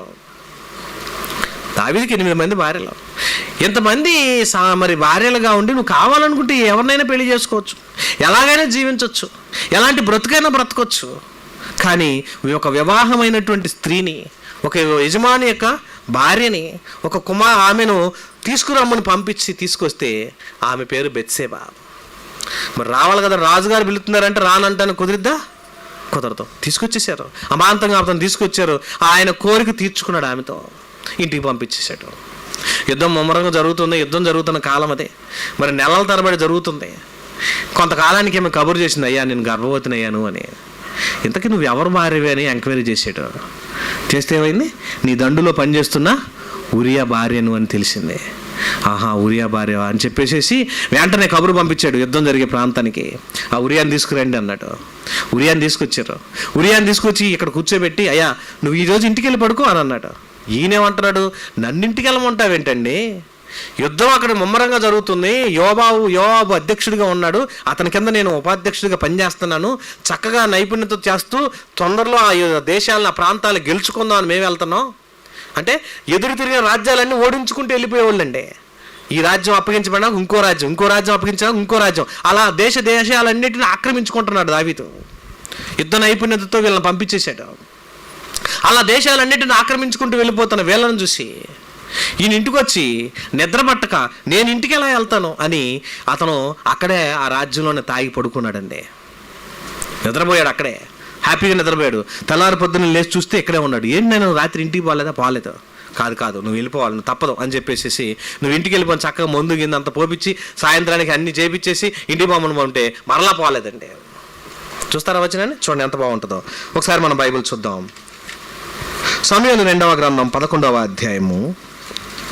సమూయేలు 2వ గ్రంథము 11వ అధ్యాయాన్ని ఒకసారి చూడండి. 2వ వచనం నుంచి చూద్దాం. ప్రొద్దుగూకిన వేళ దావీదు పడక మీద నుండి లేచి రాజనగర మిద్దె మీద నడుచుచు పైనుండి చూచుచుండగా స్నానము చేయి ఒక స్త్రీ కనపడెను. ఆమె బహు సౌందర్యవతి అయి ఉండుట చూచి దావీదు దాని సమాచారం తెలుసుకొనుటకై ఒక దూతను పంపెను. అతడు వచ్చి ఆమె ఏలీయము కుమార్తెయు హిత్తీయుడగు ఉరియాకు భార్య అయిన బెత్షెబాని తెలియజేయగా దావీదు దూతల చేత ఆమెను పిలువనంపించెను. ఆమె అతని యొద్దకు రాగా అతడు ఆమెతో సైనించెను గనుక కలిగిన అపవిత్రతను పోగొట్టుకొని ఆమె తన ఇంటికి మరలా వచ్చెను. ఆ స్త్రీ గర్భవతి, నేను గర్భవతిని అయితేనని దావీదుకు వర్తమానం పంపగా దావీదు హిత్తీయుడగు ఉరియాను నా యొద్దకు పంపుడని దూత ద్వారా యోవాబునకు ఆజ్ఞ ఇచ్చెను. ఉరియా దావీదునొద్దకు రాగా దావీదు యోవాబు యోగక్షేమములను, జనుల యోగక్షేమములను, యుద్ధ సమాచారం అడిగెను. ఆ తరువాత దావీదు తన ఇంటికి పోయి శ్రమ తీర్చుకొనమని ఉరియాకు సెలవీగా ఉరియా రాజనగర్లో నుండి బయలువెళ్ళను. అతని వెనుక రాజు ఫలానా పలహారం అతని యొద్దకు పంపెను గాని ఉరియా తన ఇంటికి వెళ్ళక తన ఏలినవాని సేవకులతో కూడా రాజనగర ద్వారం వద్ద పండుకొనెను. ఉరియా తన ఇంటికి పోలేదన్న మాట దావీదు వినబడినప్పుడు దావీదు ఊరియాను మళ్ళీ పిలిపించి, నీవు ప్రయాణము చేసి వచ్చితివి కదా, ఇంటికి వెళ్ళకపోతేవేమని అడగగా, ఉరియా మందసమును ఇశ్రాయేలీల వారును యోధా వారును గుడారములో నివసించుండగను నా అధిపతియగు యోవాబును నా ఏలినవాడగు నీ సేవకులను బయట దండులో ఉండగా భోజనం చేయుటకు నేను నా భార్యతో పండుకొనుటకు నేను ఇంటికి పోదునా? నీ తోడు, నీ ప్రాణం తోడు, నేను అలాగ చేయువాడను కాను అని దావీదుతో అనెను. అప్పుడు దావీదు ఏం చేశాడు చూడండి, నేడు నీవెక్కడ ఉండు, రేపు నీకు సెలవిత్తునని ఉరియాతో అనగా, ఉరియా నాడును మరనాడును యెరూషలేములో ఉంచెను. అంతలో దావీదు అతని భోజనమునకు పిలిపించెను. అతడు బాగా తిని త్రాగిన తర్వాత దావీదు అతను మత్తునిగా చేసెను. సాయంత్రం అతను బయలుదేరి వెళ్ళి తన ఇంటికి పోక తన ఏలిన వాని సేవకుల మధ్య పడక మీద పండుకొనెను. ఎన్ని ప్రయత్నాలు చేసిన ఇంటికి పోవటం లేదండి. ఇతనేమనుకున్నాడు, నువ్వు ఇంటికి పోయి భార్యతో గడిపితే నా పాపం పోయిద్దని ఇతను అనుకుంటున్నాడు. నేను పాపం నాకు అసలు ఇతను తెలియదని ఇతనేమో అక్కడ వాళ్ళందరూ యుద్ధం చేస్తూ వెళుతుంటే నేను ఎలాకెళ్ళి ఎక్కడ ఎలా ఉంటానని ఇతను పోవటం లేదు. చూసి చూసి చూసి ఒక తప్పును కప్పిపుచ్చుకోవటానికి మరో తప్పు చేశాడండి. ఏం చేశాడు తెలుసా? యోవాబుకి ఒక లెటర్ రాశాడు. రాసి, అయ్యా ఈ ఉరియాని యుద్ధం బాగా జరుగుతున్న ప్రాంతంలో తీసుకెళ్ళి అప్పచెప్పు, ఎలాగైనా ఇతను యుద్ధంలో చచ్చిపోయాడని నువ్వు అక్కడ ఉండొద్దు, నువ్వు వెళ్ళిపో అని అన్నాడండి. ఆ కాగితం రాసి అతను చంపముని కాగితం రాసి ఇతనికే ఇచ్చి పంపించాడండి. పాపం ఉరియా తెలియదు కదండి. రాజనీతి ఏంటో తెలుసా? రాజుగారు ఒక కాగితం రాశాడంటే ఏమి రాశాడు ఓపెన్ చేయరండి. ఎక్కడ ఓపెన్ చేసి చదవకూడదు, ఓపెన్ చేయరు కూడా. అలా ఓపెన్ చేయకుండా దాన్ని తీసుకెళ్ళి పనిమాల తీసుకెళ్ళి చక్కగా యోవాబుకి ఇచ్చాడు. యోవాబు చదివాడు. అతని మీద యోవాబుకి ఎంత ప్రేమో, కానీ చూసి కళ్ళమ్మటి నీళ్లు ఖర్చుకున్నాడు. పాపం బాధపడి ఉంటాడు. ఇతను ఎలాగైనా చంపించాలా అనుకున్నాడు. తప్పదని సరే నువ్వు ఇటు వెళ్ళిపో అని చెప్పి యుద్ధం బాగా జరిగే ప్రాంతానికి పంపించాడు. దండిగా ఉన్న ప్రాంతంలోకి వెళ్ళాడు. అతన్ని చంపివేయించాడండి. అతను చచ్చిపోయాడని కబురు పెట్టారు. అతని భర్త ఉరియా చచ్చిపోయాడని రాజుగారు కబురు చేయగానే ఓహో సంతోషం అని చెప్పేసి పోయి మళ్ళీ ఆమెను తీసుకొచ్చేసాడండి. చూశారండి, భర్త చచ్చిపోయాడన్న సంగతి తెలిసి ఆమె భర్త చచ్చిపోయాడని ఆమె కబురు చెప్పి వెంటనే మళ్ళీ బెత్షెబాని తీసుకొచ్చి ఇంట్లో కూర్చోబెట్టుకున్నాడు. చూశారండి, ఒక తప్పు చేసిన దాన్ని సరి చేసుకోవటం కోసం మరలా దావీదు మరొక తప్పు చేశాడు. ఒక మంచి వాడి ప్రాణాన్ని తీశాడు. తప్పు తెలిసి, రాజు కదా, నన్ను ఎవరు ఏమనరు, నాకేం కాదు, నేను ఏదైనా చేయగలను, నేను ఏదైనా అనగలను, నాకు ఎంతైనా పౌరుషం ఉందా, నాకు ఎంతైనా అధికారం ఉంది, నేను ఏదంటే అది అనుకున్నాడు. అప్పుడు దావీదు చేసిన ఆ తప్పును చూసింది ఎవరు? నువ్వు ఏ పని చేసినా చూసేది ఎవరండి? నువ్వు తెలియదేమో. నువ్వు ఎక్కడ ఉన్నా, ఏం చేస్తున్నా, రహస్యంగా ఉన్నా, రహస్యంగా తెలియక నువ్వు ఎక్కడ ఏం చేసినా, నువ్వు చేసిన ప్రతి నేరము ప్రతి పాపము దేవుడు తెలుసు. అందుకని దావీదు చేసిన ఈ నేరాన్ని కప్పిపుచ్చుకోవడానికి అసలు డైరెక్ట్గా ఆమె ఇంటికి తెచ్చేసుకొని ఆమె భార్యగా చేసుకున్నాడు. పెళ్లి చేసుకున్నట్టుగా చేసుకున్నాడు, ఆమెకి నా భార్య అని. కానీ ఈ సంగతి చూసిన దేవుడు తెలియదా దేవుడికి? సామెతల గ్రంథం 15:3 అంటున్నాడు ఒక మాట, ఏమని? యెహోవా కన్నులు ప్రతి స్థలం మీద ఉండును. చదవండి ఆ మాట ఎంత బాగుంటుందో. యెహోవా కన్నులు ప్రతి స్థలం మీద. సామెతల గ్రంథం 15వ అధ్యాయం 3వ వచనం. సామెతలు 15:3. యెహోవా కన్నులు ప్రతి స్థలం మీద ఉండును, చెడ్డవారినేమి మంచివారినేమి అవి చూస్తూనే ఉంటాయి. దేవుడికి నిఘా ఉంటది కదా. అప్పుడప్పుడు బట్టల షాప్కి వెళ్ళినప్పుడు ఎవరు ఉండరు, అక్కడ నీకు నచ్చింది తెచ్చుకోమంటారు. చాలామంది తెలియక ఎవరు చూస్తలేదు కదా దాచుకొని తెచ్చుకుంటారు అనుకోండి. ఆడ రాగానే కౌంటర్ కాడకి, ఆ కౌంటర్ కాడ యజమానికి ముందు కెమెరాలు ఉంటాయి. ఆ సెల్లు ఆ టీవీ పెట్టేసుకుని కూర్చుంటాడు. ఎవరెవరు బట్టలు ఏరుతున్నారా, బట్టలు దాచుకుంటున్నారా మొత్తం చూస్తాడు. చూసిన తర్వాత అమ్మ బట్టలు బయటకు తీయమ్మ అంటాడు. నాదేం లేదండి, నేనేం లేదని అంటాడు. తీ తల్లి బయటకు తీ అంటారు.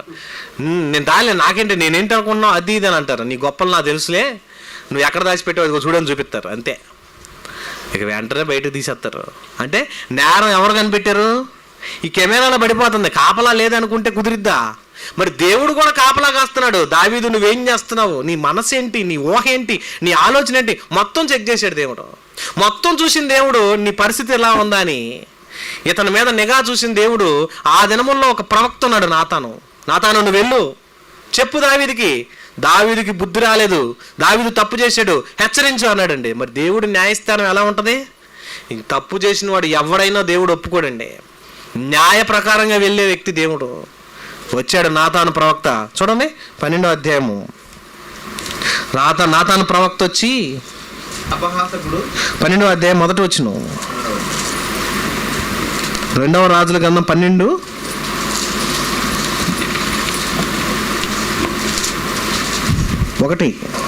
కావున యెహోవా నాతానును దావీదు యొద్దకు 2వ సమూయేలు గ్రంథం 12:1 చదవమ్మా.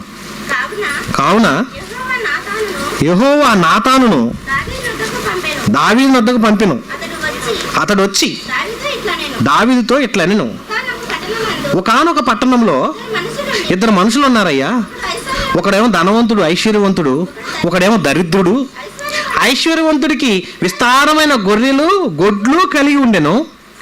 అయితే ఆ దరిద్రుడికి ఒకానొక చిన్న ఆడ గొర్రె పిల్ల తప్ప ఏమీ లేకపోయిను. వాడు దాన్ని పెంచుకొని చుండగా అది వాని యొద్ద వాని బిడ్డల యొద్దను పెరిగి వాని చేతి ముద్దలు తినుచు, వాని గిన్నెలోనిది తాగుచు, వాని కౌగిట పండుకొనుచు వానికి కుమార్తె వలె ఉండెను.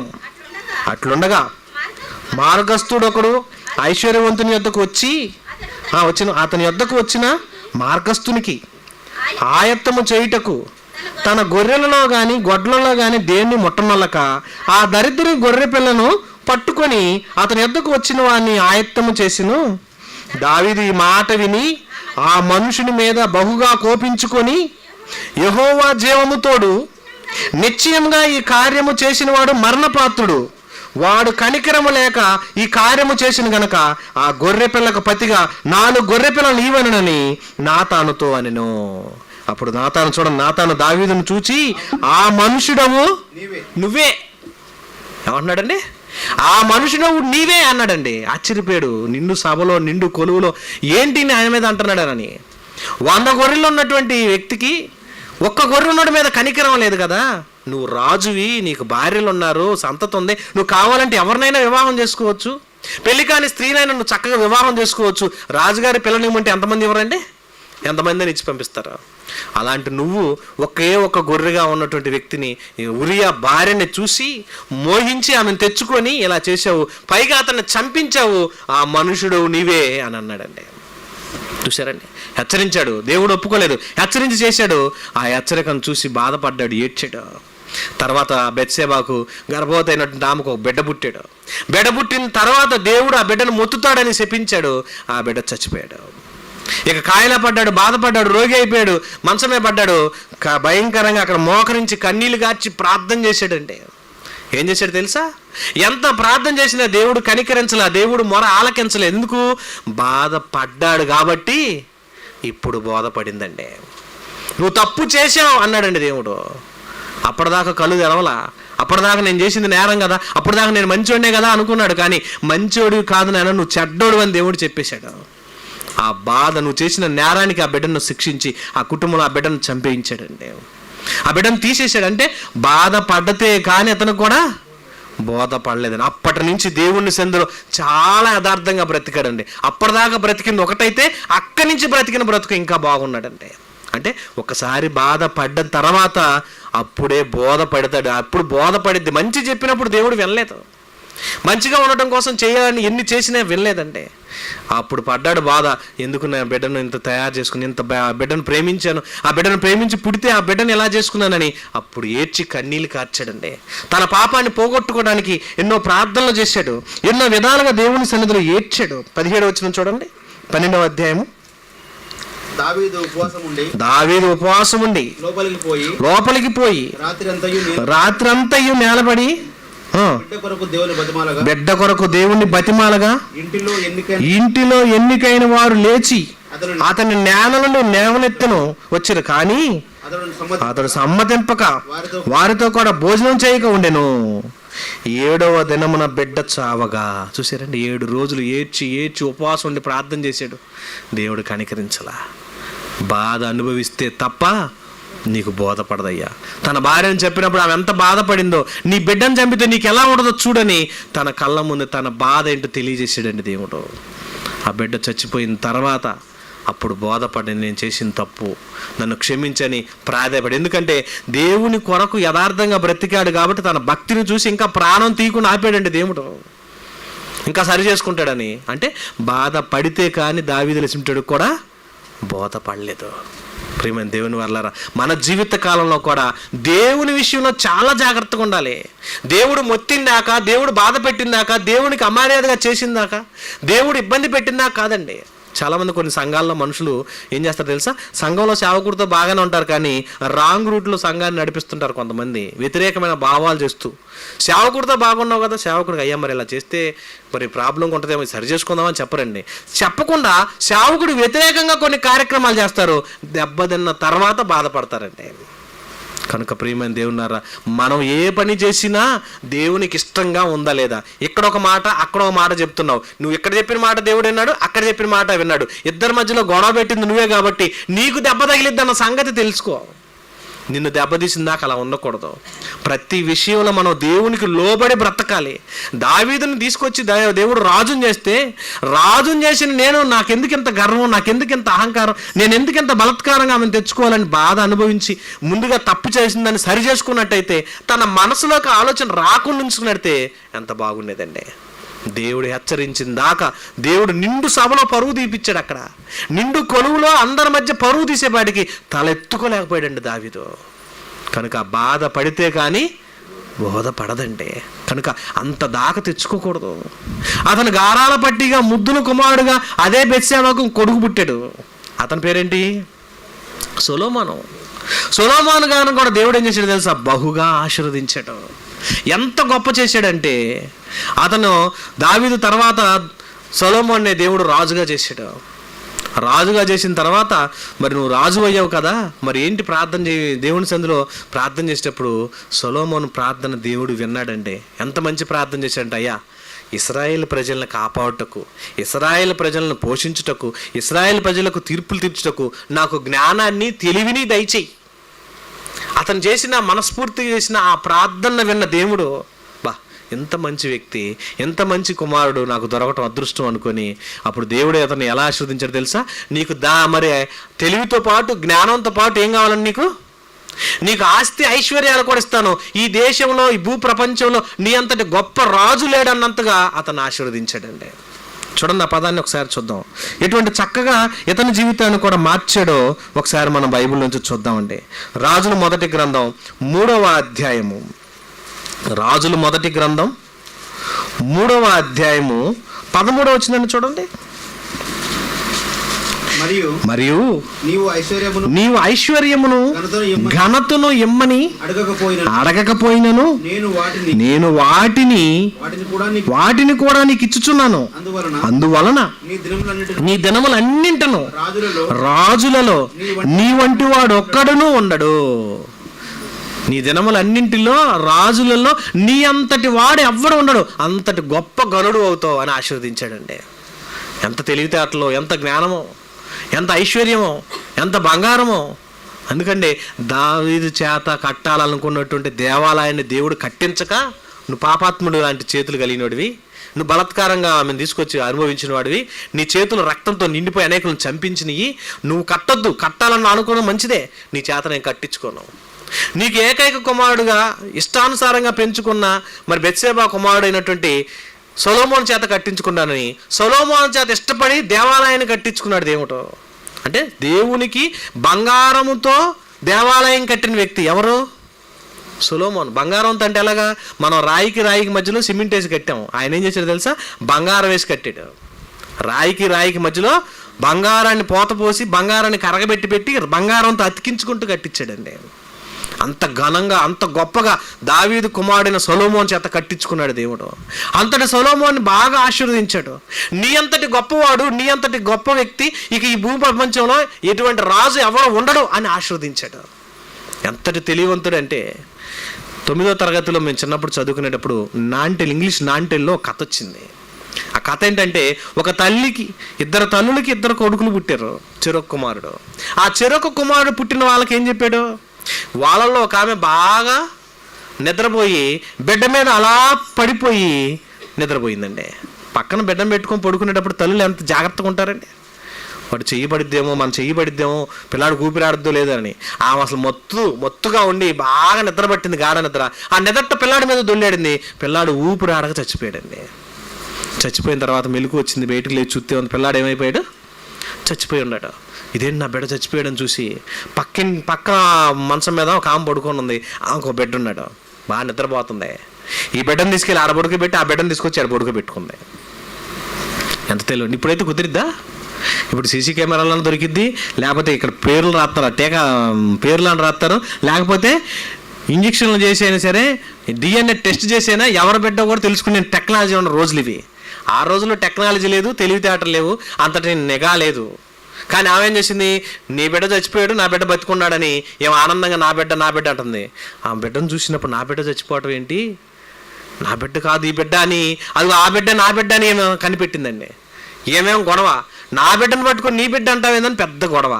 ఈ గొడవ కాస్త పెరిగి పెద్దదే ఎక్కడికి వెళ్ళిపోయింది, రాజు వచ్చింది. ఇంతకా రాజు ఎవరో తెలుసా? సొలొమోనే. ఇది పాఠ్య పుస్తకాల్లో రాయించినటువంటి తెలియగలిగినటువంటి రాజుగా వచ్చింది అప్పట్లోనే.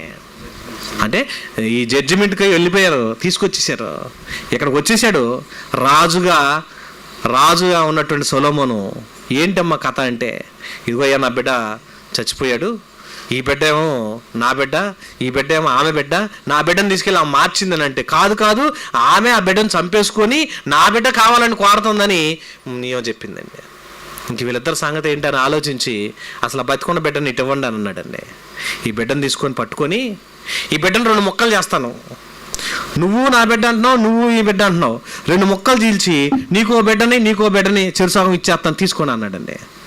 జనం అందరూ ఆశ్చర్యపోతున్నారు, ఇదేం రాజు, ఇదేం తీర్పు, రాజు దగ్గర చెప్తే 2 ముక్కలు చేసిస్తాను అంటాడిందని జనం ఆశ్చర్యపోతున్నారు. అప్పుడు రాజుగారు చెప్పిన మాటకు మరి మొదటి తల్లి ఏమందంటే, అయ్యా ఆ బిడ్డ బతుకుంటే చాలయ్యా, ఆమె దగ్గరే పెరగని, 2 ముక్కలు చేస్తే నా బిడ్డ చచ్చిపోతాడు అయ్యా అని అంటే, రెండో తల్లి అందే, కాదయ్యా ఆమె నా బిడ్డే అంటుంది కదా, ఈ బిడ్డ నా బిడ్డే కదా, 2 ముక్కలు చేసి చెరొకరికి ఇచ్చేయి అని అంటుందండి. కన్న తల్లికి కడుపు బాధ తెలిసిద్ది, నా బాధ ఏంటో అర్థం చేసుకుంటాడని. కానీ ఏమేంది, నా కొడుకు ఎటు చచ్చిపోయాడు కదా, ఏం కొడుకు ఎందుకు బతకాలనుకుంటుంది.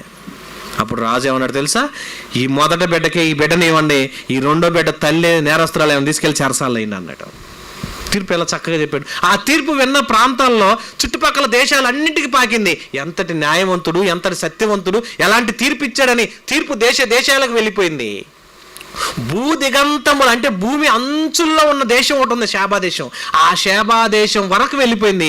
ఆ షేబా దేశపు రాణి కూడా ఈ తీర్పు విన్నాక, ఇతని న్యాయసూక్తులు, ఇతని జడ్జిమెంట్లు విన్న తర్వాత ఆమె కూడా ఆ రాజ్యం నుంచి కొంత బంగారాన్ని, కొంత వెండిని గిఫ్ట్గా తీసుకొని వచ్చిందండి సొలొమోను చూడాలి అని. చూశారండి. అంటే ఆ దినముల్లో మీడియా లేదు, ఆ దినముల్లో కెమెరాలు లేవు, ఆ దినముల్లో మరి వాట్సాప్లు ఫేస్బుక్లు ఏమి లేవు. ఒక వార్త తెలియాలంటే సంవత్సరాలు పట్టిద్ది అక్కడికి వెళ్ళాలంటే. నా చిన్నతనంలోనే ఉత్తరాలు ఉండేవి, అప్పుడు ఫోన్లు లేవు. ఏం చేస్తున్నారని మా చుట్టాలకి మేము ఉత్తరం రాసి పంపించారు, 3 రోజులకైనా ఉత్తరం వెళ్ళేది కాదు. మేము బాగున్నాం, మీరు బాగున్నారా, అందరిని అడిగా అని చెప్పు, అందరు బాగున్నారా, క్షేమంగా ఉన్నారా, మీ క్షేమ సమాచారాన్ని మాకు తెలియజేయగానే మళ్ళీ వాళ్ళు ఉత్తరం రాసేవాళ్ళు. మళ్ళీ వారానికి వచ్చేది ఇక్కడికి. ఒక ఉత్తరం ఆడ పోయి అక్కడికి వచ్చేప్పటికి ఎన్నాళ్ళు పట్టేది, వారం. ఎవరైనా చచ్చిపోయారు అనగానే జ్ఞాపకార్థ కూడికి కూడా ఏం చేసేవాళ్ళు, వారానికి ముందే ఉత్తరం రాసి పంపించేవాళ్ళు. గేట్ అవతలే జింపేసేవాళ్ళు దాన్ని చదివి, ఎందుకు లోపలికి వస్తే మనం చచ్చిపోతామని భయం కదండి. అలా చదువుకొని ఎప్పుడో వచ్చేవాళ్ళు. లేదా పలానా ఊర్లో మా అమ్మాయిని ఇచ్చాం కానీ, ఆ ఊరు వెళ్ళొస్తున్నాయా, మా అమ్మాయిలు ఉన్నారు అక్కడ చూసిరా, కబురు చెప్పిరా అనేవాళ్ళు, కబుర్లు చెప్పేవాళ్ళు. అలాంటి దినాలలో, పాతకాలపు దినముల్లోనే రాజైన సొలొమోను గురించి దేశాలకు ఖండాలకు విస్తరించిందంటే ఎంతటి పేరు ప్రఖ్యాతులు వచ్చినాయండి మరి సొలొమోనుకి. అంతటి పేరు ప్రఖ్యాతులు వచ్చిన సొలొమోను చూస్తానికి వచ్చిన ఈ షేబా దేశపు రాణి కూడా ఇతని దగ్గరికి వచ్చి ఒక చిన్న టెస్ట్ పెట్టింది. ఇతను జ్ఞానవంతుడు అంటున్నారు, తెలియగలవాడు అంటున్నారు కదా, ఎంతటి తెలివి ఉందో చూద్దామని ఒక మంచి తామర పువ్వు తీసుకొచ్చి డూప్లికేట్ తామర పువ్వు ఒకటి తెచ్చింది. ఈ మధ్యకాలంలో పూలు వస్తున్నాయి, మీరు చూసారా ప్లాస్టిక్ పూలు. మామూలు పూలు కొనాలంటే మూర 50 రూపాయలు చెప్తున్నారు, ఈ మూర 50 కొడతామని అది ఒకటి 50 రూపాయలు పెట్టుకుంటే ఉతుక్కుని ఎన్నిసార్లు చేసుకోవచ్చు. అవసరమైతే కొద్దిగా సెంటు కొట్టుకుంటే చాలు దానికి. దూరం నుంచి చూసే వాళ్ళందరికీ అది మల్లెపూలనే ఉంటాయి. పట్టుకొని చూసి నాకు తెలియలేదని, నాకు కూడా మా పాప పెట్టుకుంది. ఎక్కడేమో మల్లెపూలు అంటే పట్టుకొని చూస్తే అర్థమైంది ఇది ప్లాస్టిక్ పూలని. అప్పుడు దా తెలియలేదు.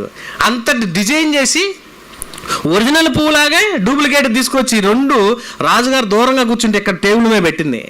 రాజు, నువ్వు జ్ఞానవంతుడి గొప్పవాడు అంటున్నారయ్యా, నిన్ను చూద్దామని నేను శేబాదేశం నుంచి వచ్చాను.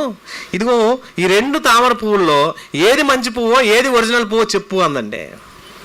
మరి దూరంగా కూర్చున్న ఆయనకి ఎలా కనపడతాయండి? అసలు యాజిటివ్గా రెండు ఒకలాగే ఉన్నాయి. ఎలా చెప్పగలరు అని ఎవరు కనిపెట్టలేరు. అప్పుడు రాజు, అదిగో నీ కుడి చేతి పక్కన ఉన్నది ఇదని, ఇది ఇంకోటని, రెండిట్లో ఒకదాని ఒరిజినల్ దాన్ని చెప్పేశాడండి. ఎంత తెలివిగా ఎంత చక్కగా నువ్వు ఎలా చెప్పావు అని అందండి. నాకున్న తెలివితేటల్లో అక్కడ నువ్వు తెచ్చిన ఒరిజినల్ పువ్వు మీద అక్కడ తేనెటీగ తిరుగుతూ ఉంది. ఒరిజినల్ పువ్వు మీదే తేనెటీగ వాడిది కానీ డూప్లికేట్ దాని మీద వాళ్ళదు కదా, అందుకని చెప్పాను అన్నాడండి. నీ తెలివి అమోఘం అని మెచ్చుకొని ఆమె తెచ్చిన బంగారం వెండి అంతా కూడా గిఫ్ట్గా ఇచ్చి అతని దగ్గర ఆనందంగా కొద్ది రోజులు గడిపి వెళ్ళిపోయిందండి. అంటే ఎంతటి పేరు, ఎంత ప్రఖ్యాతలు, ఎంత ఆధిక్యత ఎవరికి వచ్చింది? సొలొమోనుకి. మరి ఇలాంటి సొలొమోను కూడా దెబ్బతింటే కానీ బాధపడితే కానీ బోధపడలేదు. ఇతనికి కూడా ఎలాంటి బాధపడ్డాడో, ఎలా దేవుడు హెచ్చరించినా వినలేదో, ఇలాంటి గొప్ప వ్యక్తి చేసిన తప్పేంటో ఒకసారి చూద్దామండి. రాజులు మొదటి గ్రంథం 10వ అధ్యాయం. రాజులు మొదటి గ్రంథము 10వ అధ్యాయము 24వ వచనం చూడండి. అతని హృదయమందు దేవుడిచ్చిన జ్ఞానవాక్కులను వినుటకై లోకులందరూ అతన్ని చూడగోరిరి. ఎంత గొప్పవాడండి! అతను చెప్పే మాటలను, జ్ఞానవాక్కులను ఎంతో మంది చూడాలని వచ్చేసారంటండి. అంతటి గొప్ప గనుడా? అవును. అలాంటి గనుడు 11వ అధ్యాయము మొదటి వచనం వచ్చేపాటికి ఏం చేశాడో చూడండి. 11వ అధ్యాయము మొదటి వచనం చూడండి. మోయాబీలును, ఎదోమీయులను, అమ్మోనీయులను, సీదోనీయులను, హిత్తీయులను అను జనులు నీ హృదయములను తమ దేవతల తట్టు తిప్పుదురు గనుక వారితో సహవాసం చేయకూడదనియు, వారిని మీతో సహవాసంగా చేయకూడదనియు యెహోవా ఇశ్రాయేలీయులకు సెలవిచ్చెను. దేవుడు ఏం చెప్పాడు తెలుసండి? అమ్మోరీలు కానీ, మోయాబీలు కానీ, ఎదోమీయులు కానీ, సీదోయిలు కానీ, హిత్తీలు కానీ అని జనులతో జాగ్రత్త. వాళ్ళతో సహవాసం చేయొద్దు, వాళ్ళతో తిరగొద్దు, వాళ్ళతో ఉండొద్దు. ఈ మధ్యకాలంలో ఒకప్పుడు చెప్పేవాళ్ళు 6 నెలలు సహవాసం చేస్తే వాడు వీడుగా కానీ వీడు వాడుగా కానీ మారేవాళ్ళండి. ఇప్పుడు అలా కాదు, 20 డేసే, 20 రోజుల్లోనే ఇటోడు అటు అటోడు ఇటు మారిపోతాడంటండి. ఇప్పుడున్న పరిస్థితులు. ఏదన్నా ఒక మందును అలవాటు చేసుకోవాలంటే ఏం చేసేవాళ్ళు తెలుసా? ఒక వస్తువును ఒక మంచి అలవాటు చేసుకోవాలంటే ఒక 20 రోజులు అలా చేయండి, కంటిన్యూగా అలవాటు అయిపోద్ది మన బాడీ. అందుకని చాలామంది హైందవ కుటుంబాలు కొన్ని భక్తులు అలవాటు చేస్తారు. 40 రోజులు భక్తి అంటారు. ఎందుకు 40 రోజులు భక్తి? ఈ 40 రోజులు చెప్పులు వేసుకోకుండా, ఈ 40 రోజులు సన్నీటి స్నానం చేస్తూ, ఈ 40 రోజులు తాకకుండా, ఈ 40 రోజులు సిగరెట్లు వెళ్ళకుండా, ఈ 40 రోజులు జాగ్రత్తగా ఉంటే బాగుపడతాడేమో ఆశపడతారు. కానీ వాడు సహవాసం ద్వారా వాడేం చేస్తాడు? ఈ 40 రోజులు బాగానే ఉంటాడు, తర్వాత మళ్ళీ సహవాసం చెడిపోయిందిగా, భయంకరమైన సహవాసాలతో పాటు చెడిపోతాడు. అదే దేవుణ్ణి నమ్మినటువంటి సహవాసం, ఆత్మీయ సహవాసంలో నువ్వు ఉంటే ఎలా ఉంటుంది? మంచి వ్యక్తులతో నడుస్తుంటే మంచి నడవలో నడుస్తావు. అందుకని ఏం చేశాడు దేవుడు?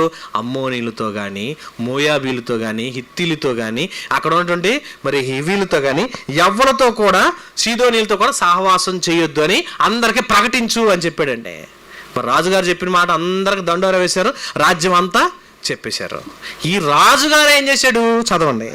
అయితే రాజైన సొలొమోను ఫరో కుమార్తెను గాక ఆ జనులను ఇంకా అనేక మంది పరస్త్రీలను మోహించి కామాతురత గలవాడై వారిని ఉంచుకొనుచు వచ్చెను. అతనికి 700 మంది రాజకుమార్తెలైన భార్యలను 300 మంది ఉపపత్తులను కలిగి ఉండి అతని భార్యలు అతని హృదయమును త్రిప్పివేసిరి. ఎంతమందిని చేసుకున్నాడండి? 700 మంది రాజకుమార్తెలు. రాజ్యాల్లో ఉన్న రాజుల కూతుర్లు వచ్చి మా కూతురుని చేసుకో, మా కూతురుని చేసుకో. ఎందుకు చేసుకుంటే మాకు అల్లుడు అని చెప్పుకుంటాం. ఒక వ్యక్తిని అల్లుడు అని చెప్పుకోవాలంటే ఎంత ఘనత ఉంటుంది? ఆ రాజుగారు అంట మాలుడు, మాలుడు అని మా కూతుర్ని ఇచ్చాం, ఈ రాజ్యం ఈయన కూడా మా కూతుర్ని ఇచ్చామని. అట్లా కూతుర్లు ఇచ్చిన వాళ్ళు ఎంతమంది ఉన్నారు? 700 రాజ్యాల వాళ్ళు ఉన్నారండి. 700 రాజ్యాల వాళ్ళు వాళ్ళ రాజు కూతుర్ని ఇచ్చి పెళ్లిళ్ళు చేశారు. ఎవరికి? సొలొమోనుకి. వాళ్ళు కాక ఇంకా ఈయన 300 మందిని అంట పెట్టుకున్నాడు. మొత్తం టోటల్గా ఎంతమంది? సెంచరీ కాదు, 10 సెంచరీలు. 1000 మంది భార్యలను చేసుకొని వాళ్ళందరితో జీవితాన్ని గడుపుతూ ఏం చేశాడు తెలుసా? వాళ్ళు కాస్త కూర్చోబెట్టి వీళ్ళు చేయొద్దన్న సావాసంలో వాళ్ళందరూ పెళ్ళిళ్ళు చేసుకుంటే వీళ్ళు ఏం చేశారు? మా దేవతలు బలిస్తాం, ఈరోజు మీటింగ్కి రా, ఈరోజు పూజకి రా, ఈరోజు ఇక్కడికి రా, అక్కడికి రా అని వీళ్ళందరూ నిజదేవుణ్ణి మరిపించి లోక సంబంధమైన దేవతల తట్టు, దేవుళ్ళ తట్టు, మరి విగ్రహాల తట్టు, బలుల తట్టు తిప్పేశారండి. చూసారా? ఎంతటి జ్ఞానవంతుడు, ఎంతటి ప్రజ్ఞ గలవాడు, ఎంతటి యోధుడు, ఎంతటి తెలియగలవాడు, ఎంతటి యోగ్యత కలిగిన వ్యక్తి. అటువంటి వ్యక్తిని వీళ్ళు ఏం చేశారు? మార్చేశారండి. చదవండి ఇంకా కిందకి. అప్పుడు చూడండి ఏమంటున్నాడు సొలొమోను. సొలొమోను వృద్ధుడైనప్పుడు అతని భార్యలు అతని హృదయమును ఇతర దేవతట్టు తిప్పగా అతని తండ్రి అయిన దావీదు హృదయం వలె అతని హృదయము దేవునైన యెహోవా యందు యథార్థంగా కాకపోయెను. సొలొమోను అస్తారోసు అను సీదోనీల దేవతను, మిల్కోమను అమోరీల హేయమైన దేవతలను అనుసరించి నడిచెను. ఈ ప్రకారం సొలొమోను యెహోవా దృష్టికి చెడు నడత నడిచి తన తండ్రి అయిన దావీదు అనుసరించినట్లు యథార్థ హృదయంతో యెహోవాను అనుసరించలేదు. తప్పు చేశాడు, దెబ్బతిన్నాడు, దేవుని కాదనుకున్నాడు, దేవుని వద్దనుకున్నాడు, దేవుడు చేయకూడని పని చేశాడు, బాధపడిచాడండి. అప్పుడు దేవుడు ఏం చేశాడు తెలుసా? దేవుడు 2 సార్లు వార్నింగ్ ఇచ్చాడండి సొలొమోనుకి. చదవండి కిందకు వచ్చినట్లయితే 9వ వచనంలో అంటున్నాడు చూడండి. ఇశ్రాయేలు దేవుడైన యెహోవా అతనికి 2 మార్లు ప్రత్యక్షమై నీవు ఇతర దేవతలను వెంబడింపవలదని అతనికి ఆజ్ఞాపించినను సొలొమోను హృదయం ఆయన యొద్ద నుండి తొలగిపోయెను. యెహోవా అతనికిచ్చిన ఆజ్ఞను అతను గైకొనకపోగా యెహోవా అతని మీద కోపగించి సెలవిచ్చింది ఏంటంటే, నేను నీకు నిబంధన కట్టడలను అనుసరించలేకపోయావు గనక నీ రాజ్యం నీకు ఉండకుండా పోతుందని అతని రాజ్యాన్ని అతని నుంచి తీసేసాడు. నేను తలుచుకుంటే నేను చంపేయించైనా, కిందకి ఎంత బాగుంటుంది చూడండి మాట అంటున్నాడు. ఏమన్నాడు తెలుసా? నేను గనక ఈ రాజ్యం నీకు ఉండకుండా నిశ్చయంగా తీసేసి నీ దాసునికి ఇచ్చేదను, అయినను నీ తండ్రి అయిన దావీదు నిమిత్తం నీ దినముల యందు నేను అలాగూ చేయక నీ కుమారుని చేతిలో నుండి దాన్ని తీసివేసేదను, రాజ్యమంతయు తీసివేయును. నీ దాసుడైన దావీదు నిమిత్తము నేను కోరుకున్న యెరూషలేము నిమిత్తము ఒక గోత్రము నీ కుమారునికి ఇచ్చేదను. చూశారండి? దేవుడు కోపం వచ్చింది, హెచ్చరించాడు. చెప్పిన మాట వినలేదని దేవుడు కోపగించుకొని తన రాజ్యాన్ని తీసి వేరే కుమారుడికి ఇచ్చేసాడు. అంటే బాధపడితే కానీ ఈయన కూడా బోధపడాల. అప్పుడు కళ్ళు తెలుసుకొని మహాజ్ఞాని అయిపోయి ఇప్పుడు ఏం చేశాడు తెలుసా? పరమగీతములు, సామెతలు, ప్రసంగి రాయటం ప్రారంభించాడండి. ఎప్పుడు? బాగున్నప్పుడు కాదు, అప్పుడు రాశాడు. ఏమని? నాయనా జారస్త్రీ దగ్గరికి వెళ్ళకరా, అది లోతైన గొయ్యరా, వద్దురా, దాని కళ్ళతో నిన్ను సైగ చేసిద్ది, నిన్ను రమ్మని పిలిచిద్ది, నువ్వు పొయ్యావో పోతావు, పతనం అయిపోతావు. అనుభవంతో చెబుతున్నాను. ఎంతమంది భార్యలు? 1000 మంది భార్యలు ఒక్క భార్యతోనే యాగలాగా చచ్చిపోతున్నారు చాలామంది. మంచి భార్య అయితే బాగాలేదు, గుణవతి అయిన భార్య దొరుకుట అరుదు, అది ముత్యముల కంటే విలువైంది. కానీ గయ్యాలి భార్య దొరికింది అనుకోండి, ఎలా ఉంటుంది? ప్రతిదినము మీద పడుతూ ఉన్నటువంటి వాన చినుకుల్లాగా ఎప్పుడు ఇంటిలో పోరు. ఆమెతో కాపురం చేసే కన్నా మిద్దున మూల కూర్చోవటం మంచిది అన్నాడండి బైబిల్లో. అటువంటి పోరు లాంటి వాళ్ళు 1000 మంది తగులుకుంటే ఎలా ఉంటుంది పరిస్థితి?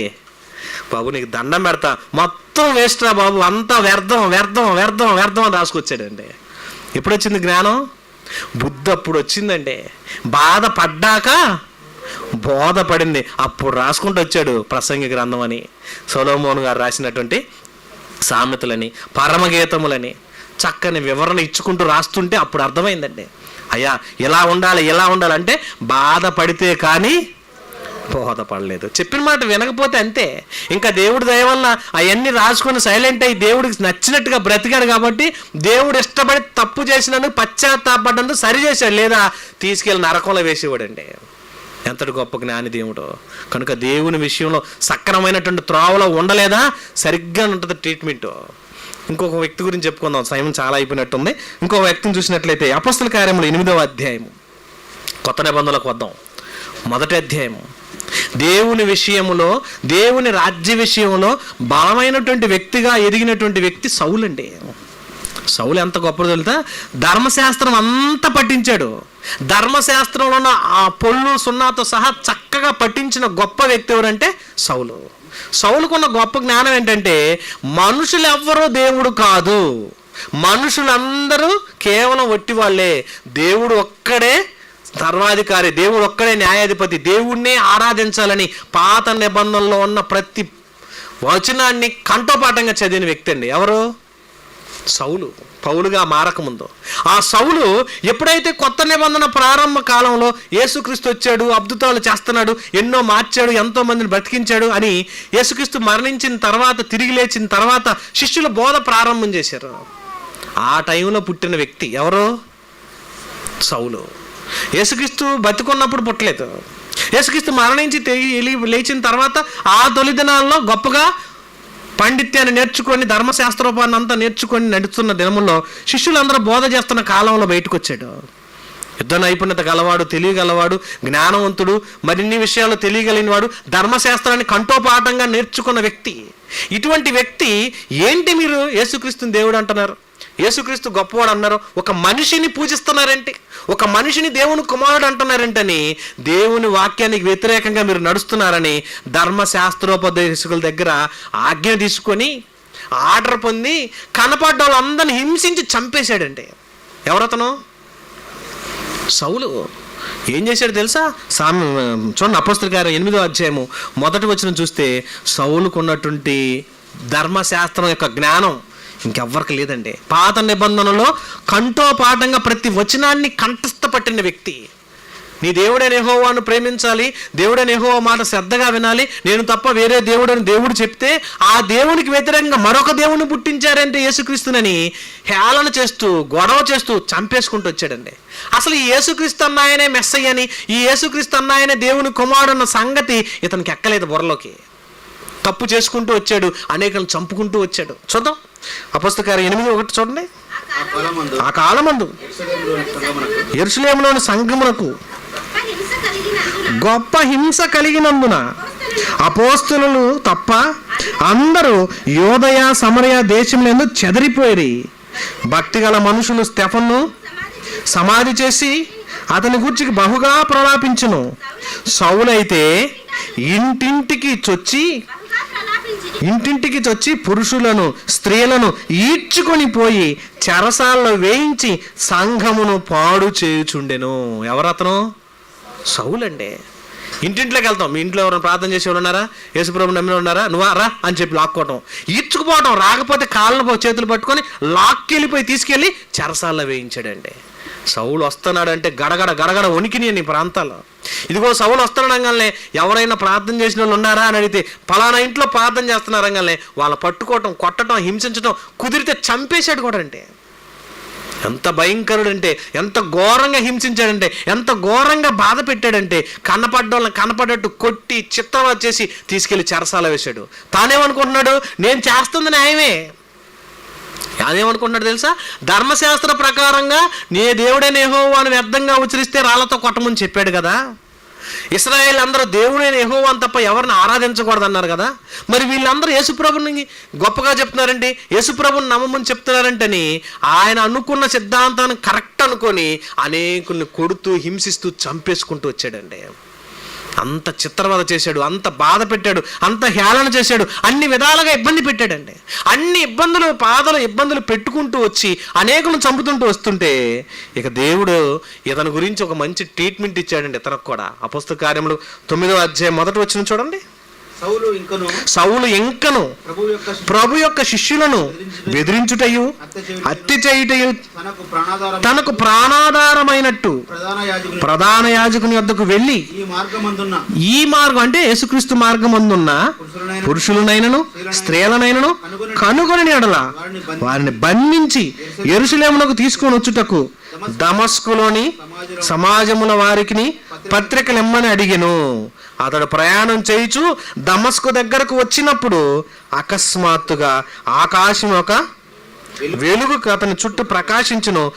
అప్పుడు అతడు నేలను పడి కింద పడిపోయాడు. ఆజ్ఞ పొందాడు. చంపటం ప్రాణాధారం అనుకున్నాడు. యేసుక్రీస్తుని పూజించే వాళ్ళు తీసేయాలనుకున్నాడు. ఇంకప్పుడు ఆకాశంలో వచ్చిన ఆ వెలుగు చూసి కింద పడిపోయి అప్పుడు బాధపడుతున్న టైంలో పైనుంచి మాటలు వస్తున్నాయి. సౌలా సౌలా నీవేళ నన్ను హింసించుచున్నావని అతనితో ఒక స్వరం పలుకుట వినును. ప్రభువా నీవెవడవు అని అడగగా, చూసండి, అయ్యా నువ్వెవరు అంటలా, నువ్వెవడవు అని అడగగా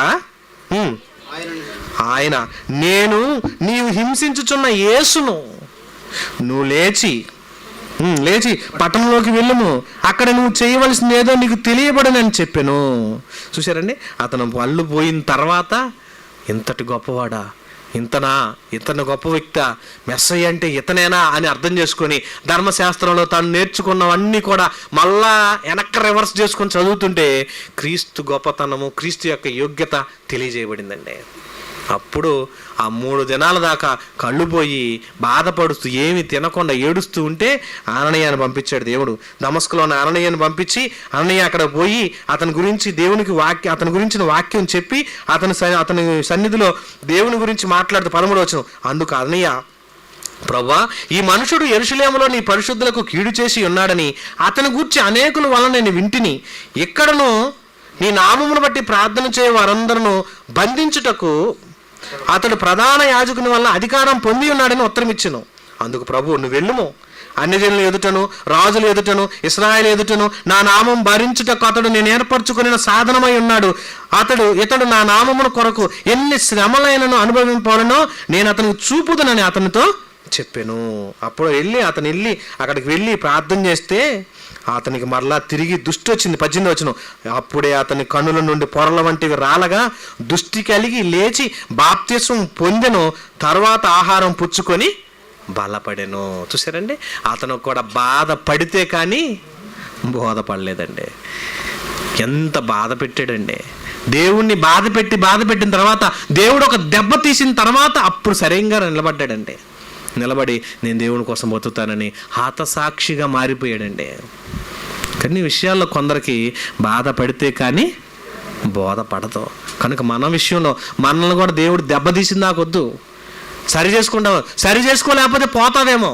ఫరో రాజు చెప్పిన మాటలు ఎన్ని చెప్పినా వెళ్ళా, ఎంత చెప్పినా ఇశ్రాయేలుని పంపిమంటే పంపినాడు. అసలు మీ దేవుడు ఎవడో నాకు తెలియదు పో అని అన్నాడు. 10 తెగుళ్ళు వచ్చింది, దేశం అంతా నాశనం అయినా కూడా వినలేదు. చివరికి తన కన్న కుమారుడు చంపేస్తే దేవుడు అప్పుడు బుద్ధి వచ్చి అప్పుడు వెళ్ళమన్నాడండి. వెళ్ళమన్న తర్వాత కూడా ఎదురు తిరిగి మళ్ళా వద్దామని వచ్చాడు. చివరికి ఆ రాజ్యాన్ని దేవుడు నాశనం చేసేసాడు. కొంతమంది బాధపడ్డా కూడా బోధపడదండి, చివరికి నాశనం అయిపోతారు. కనుక ప్రియమైన దేవుని వర్లారా, మన విషయంలో కూడా మనం జాగ్రత్త పడదాం. మంచి వాక్యమును విని నేర్చుకుంటున్న మనము దేవుని చేత బాధపడేంత వరకు ఉండక ముందు జాగ్రత్త పడదాం. నువ్వు ఎంతటి గొప్పవాడు అయినా, భక్తుడు అయినా, దేవునికి ఇష్టడు అయినా, చిన్న విషయంలో తప్పు చేసినా దేవుడు వదిలిపెట్టడు. ఆయన న్యాయవంతుడు, ఆయన సత్యవంతుడు. ఆయన న్యాయం ఎప్పటికీ అన్యాయం చేయంగా మార్చడు. కనుక ఆయన సన్నిధిలో ఉన్న మనం యథార్థత కలిగి బ్రతికి దేవుణ్ణి మెప్పించి, దేవుణ్ణి ఒప్పించి, దేవుని రాజ్యానికి వారసులుగా బ్రతుకుదాం. దేవుడి మాటలు దీవించును గాక. కళ్ళు మూసుకోండి, ప్రార్థన చేసుకుందాం. ప్రియమైన ప్రజలారా, మీరందరూ మనసును పెట్టండి. ఇంతకాలం దేవుడు మనల్ని కాపాడుతూ ఆరోగ్యము, ఆయుష్ను, ఆనందమును ఇచ్చాడు. ఇంత చక్కని జీవితాన్ని దేవుడు మనకు కలగజేసినప్పుడు ఆయన యథార్థతతో నమ్మకంతో ఉందాం. ప్రార్థన చేసుకుందాం. మహోన్నతుడైన మా దేవా, మీకు వందనాలు. మమ్మల్ని ప్రేమించి ఆదరించి ఆశీర్వదించినందుకు వందనాలు తండ్రి. ఎత్తబడిన మాటలను మా హృదయంలో భద్రపరచండి. మా మాటల్లో దోషములు, ఇదే వ్యతిరేకమైనటువంటి భావాలు ఏమైనా ఉంటే దయచేసి క్షమించి తండ్రి. మరి ఎంతవరకు మీకు లోబడక హేళనగా ఇదిగో తండ్రి అవసరం కోసమో, ఇదిగో తండ్రి నటింపు జీవితంతోనో మీ ముందు నటిస్తున్నామేమో తండ్రి. అటువంటి జీవితం లేక యథార్థత కలిగి, యోగ్యత కలిగి, బాధ్యత కలిగి బ్రతికే భాగ్యాన్ని మాకివ్వండి. ఎంతటి వాడినైనా వదిలిపెట్టని న్యాయం నీది తండ్రి. సొలొమోను సైతం వదలక, దావీదు లాంటి వాడిని వదలక, ఇదిగో తండ్రి నీ రాజ్యంలో చేర్చుకోవటానికి అనేక మందిని హింసించుతూ బాధ పెట్టిన సౌలు లాంటి వాడిని కూడా వదలని గొప్ప దేవుడు తండ్రి. నీ గొప్పతనాన్ని గుర్తెరిగి జీవించే భాగ్యాన్ని ఇవ్వండి. సొలొమోను లాంటి వాడిని వదలని మీరు మా జీవితంలో యథార్థత లేకుండా మీ ముందు నటిస్తున్నామేమో, మా నటనా జీవితాన్ని సరిచేసుకునే భాగ్యాన్ని ఇవ్వండి. సంసోను లాంటి వాడు చేసిన తన యొక్క తప్పును మన్నించి ఒప్పించి తనకు చివరి సమయంలో మీరు తనకి సరైనటువంటి తీర్మానం ఎలా ఇచ్చారు. మా జీవితకాలంలో ఎప్పటికీ మీకు అయోగ్యంగా జీవిస్తున్నట్టయితే మమ్మల్ని సరిచేసి మీకు లోబడి జీవించి మంచి మనసు ఇవ్వమని, కూడి వచ్చిన ప్రతి బిడ్డను దీవించి వారి హృదయాల్లో భద్రతను భాగ్యాన్ని అనుగ్రహింపచేసి నీ కొరకు బ్రతికే భాగ్యాన్ని ధైర్యాన్ని మాకు అనుగ్రహించమని క్రీస్తు నామమున ప్రార్థిస్తూ వేడుకొంచున్నాము తండ్రి. ఆమేన్. అందరికీ వందనాలు.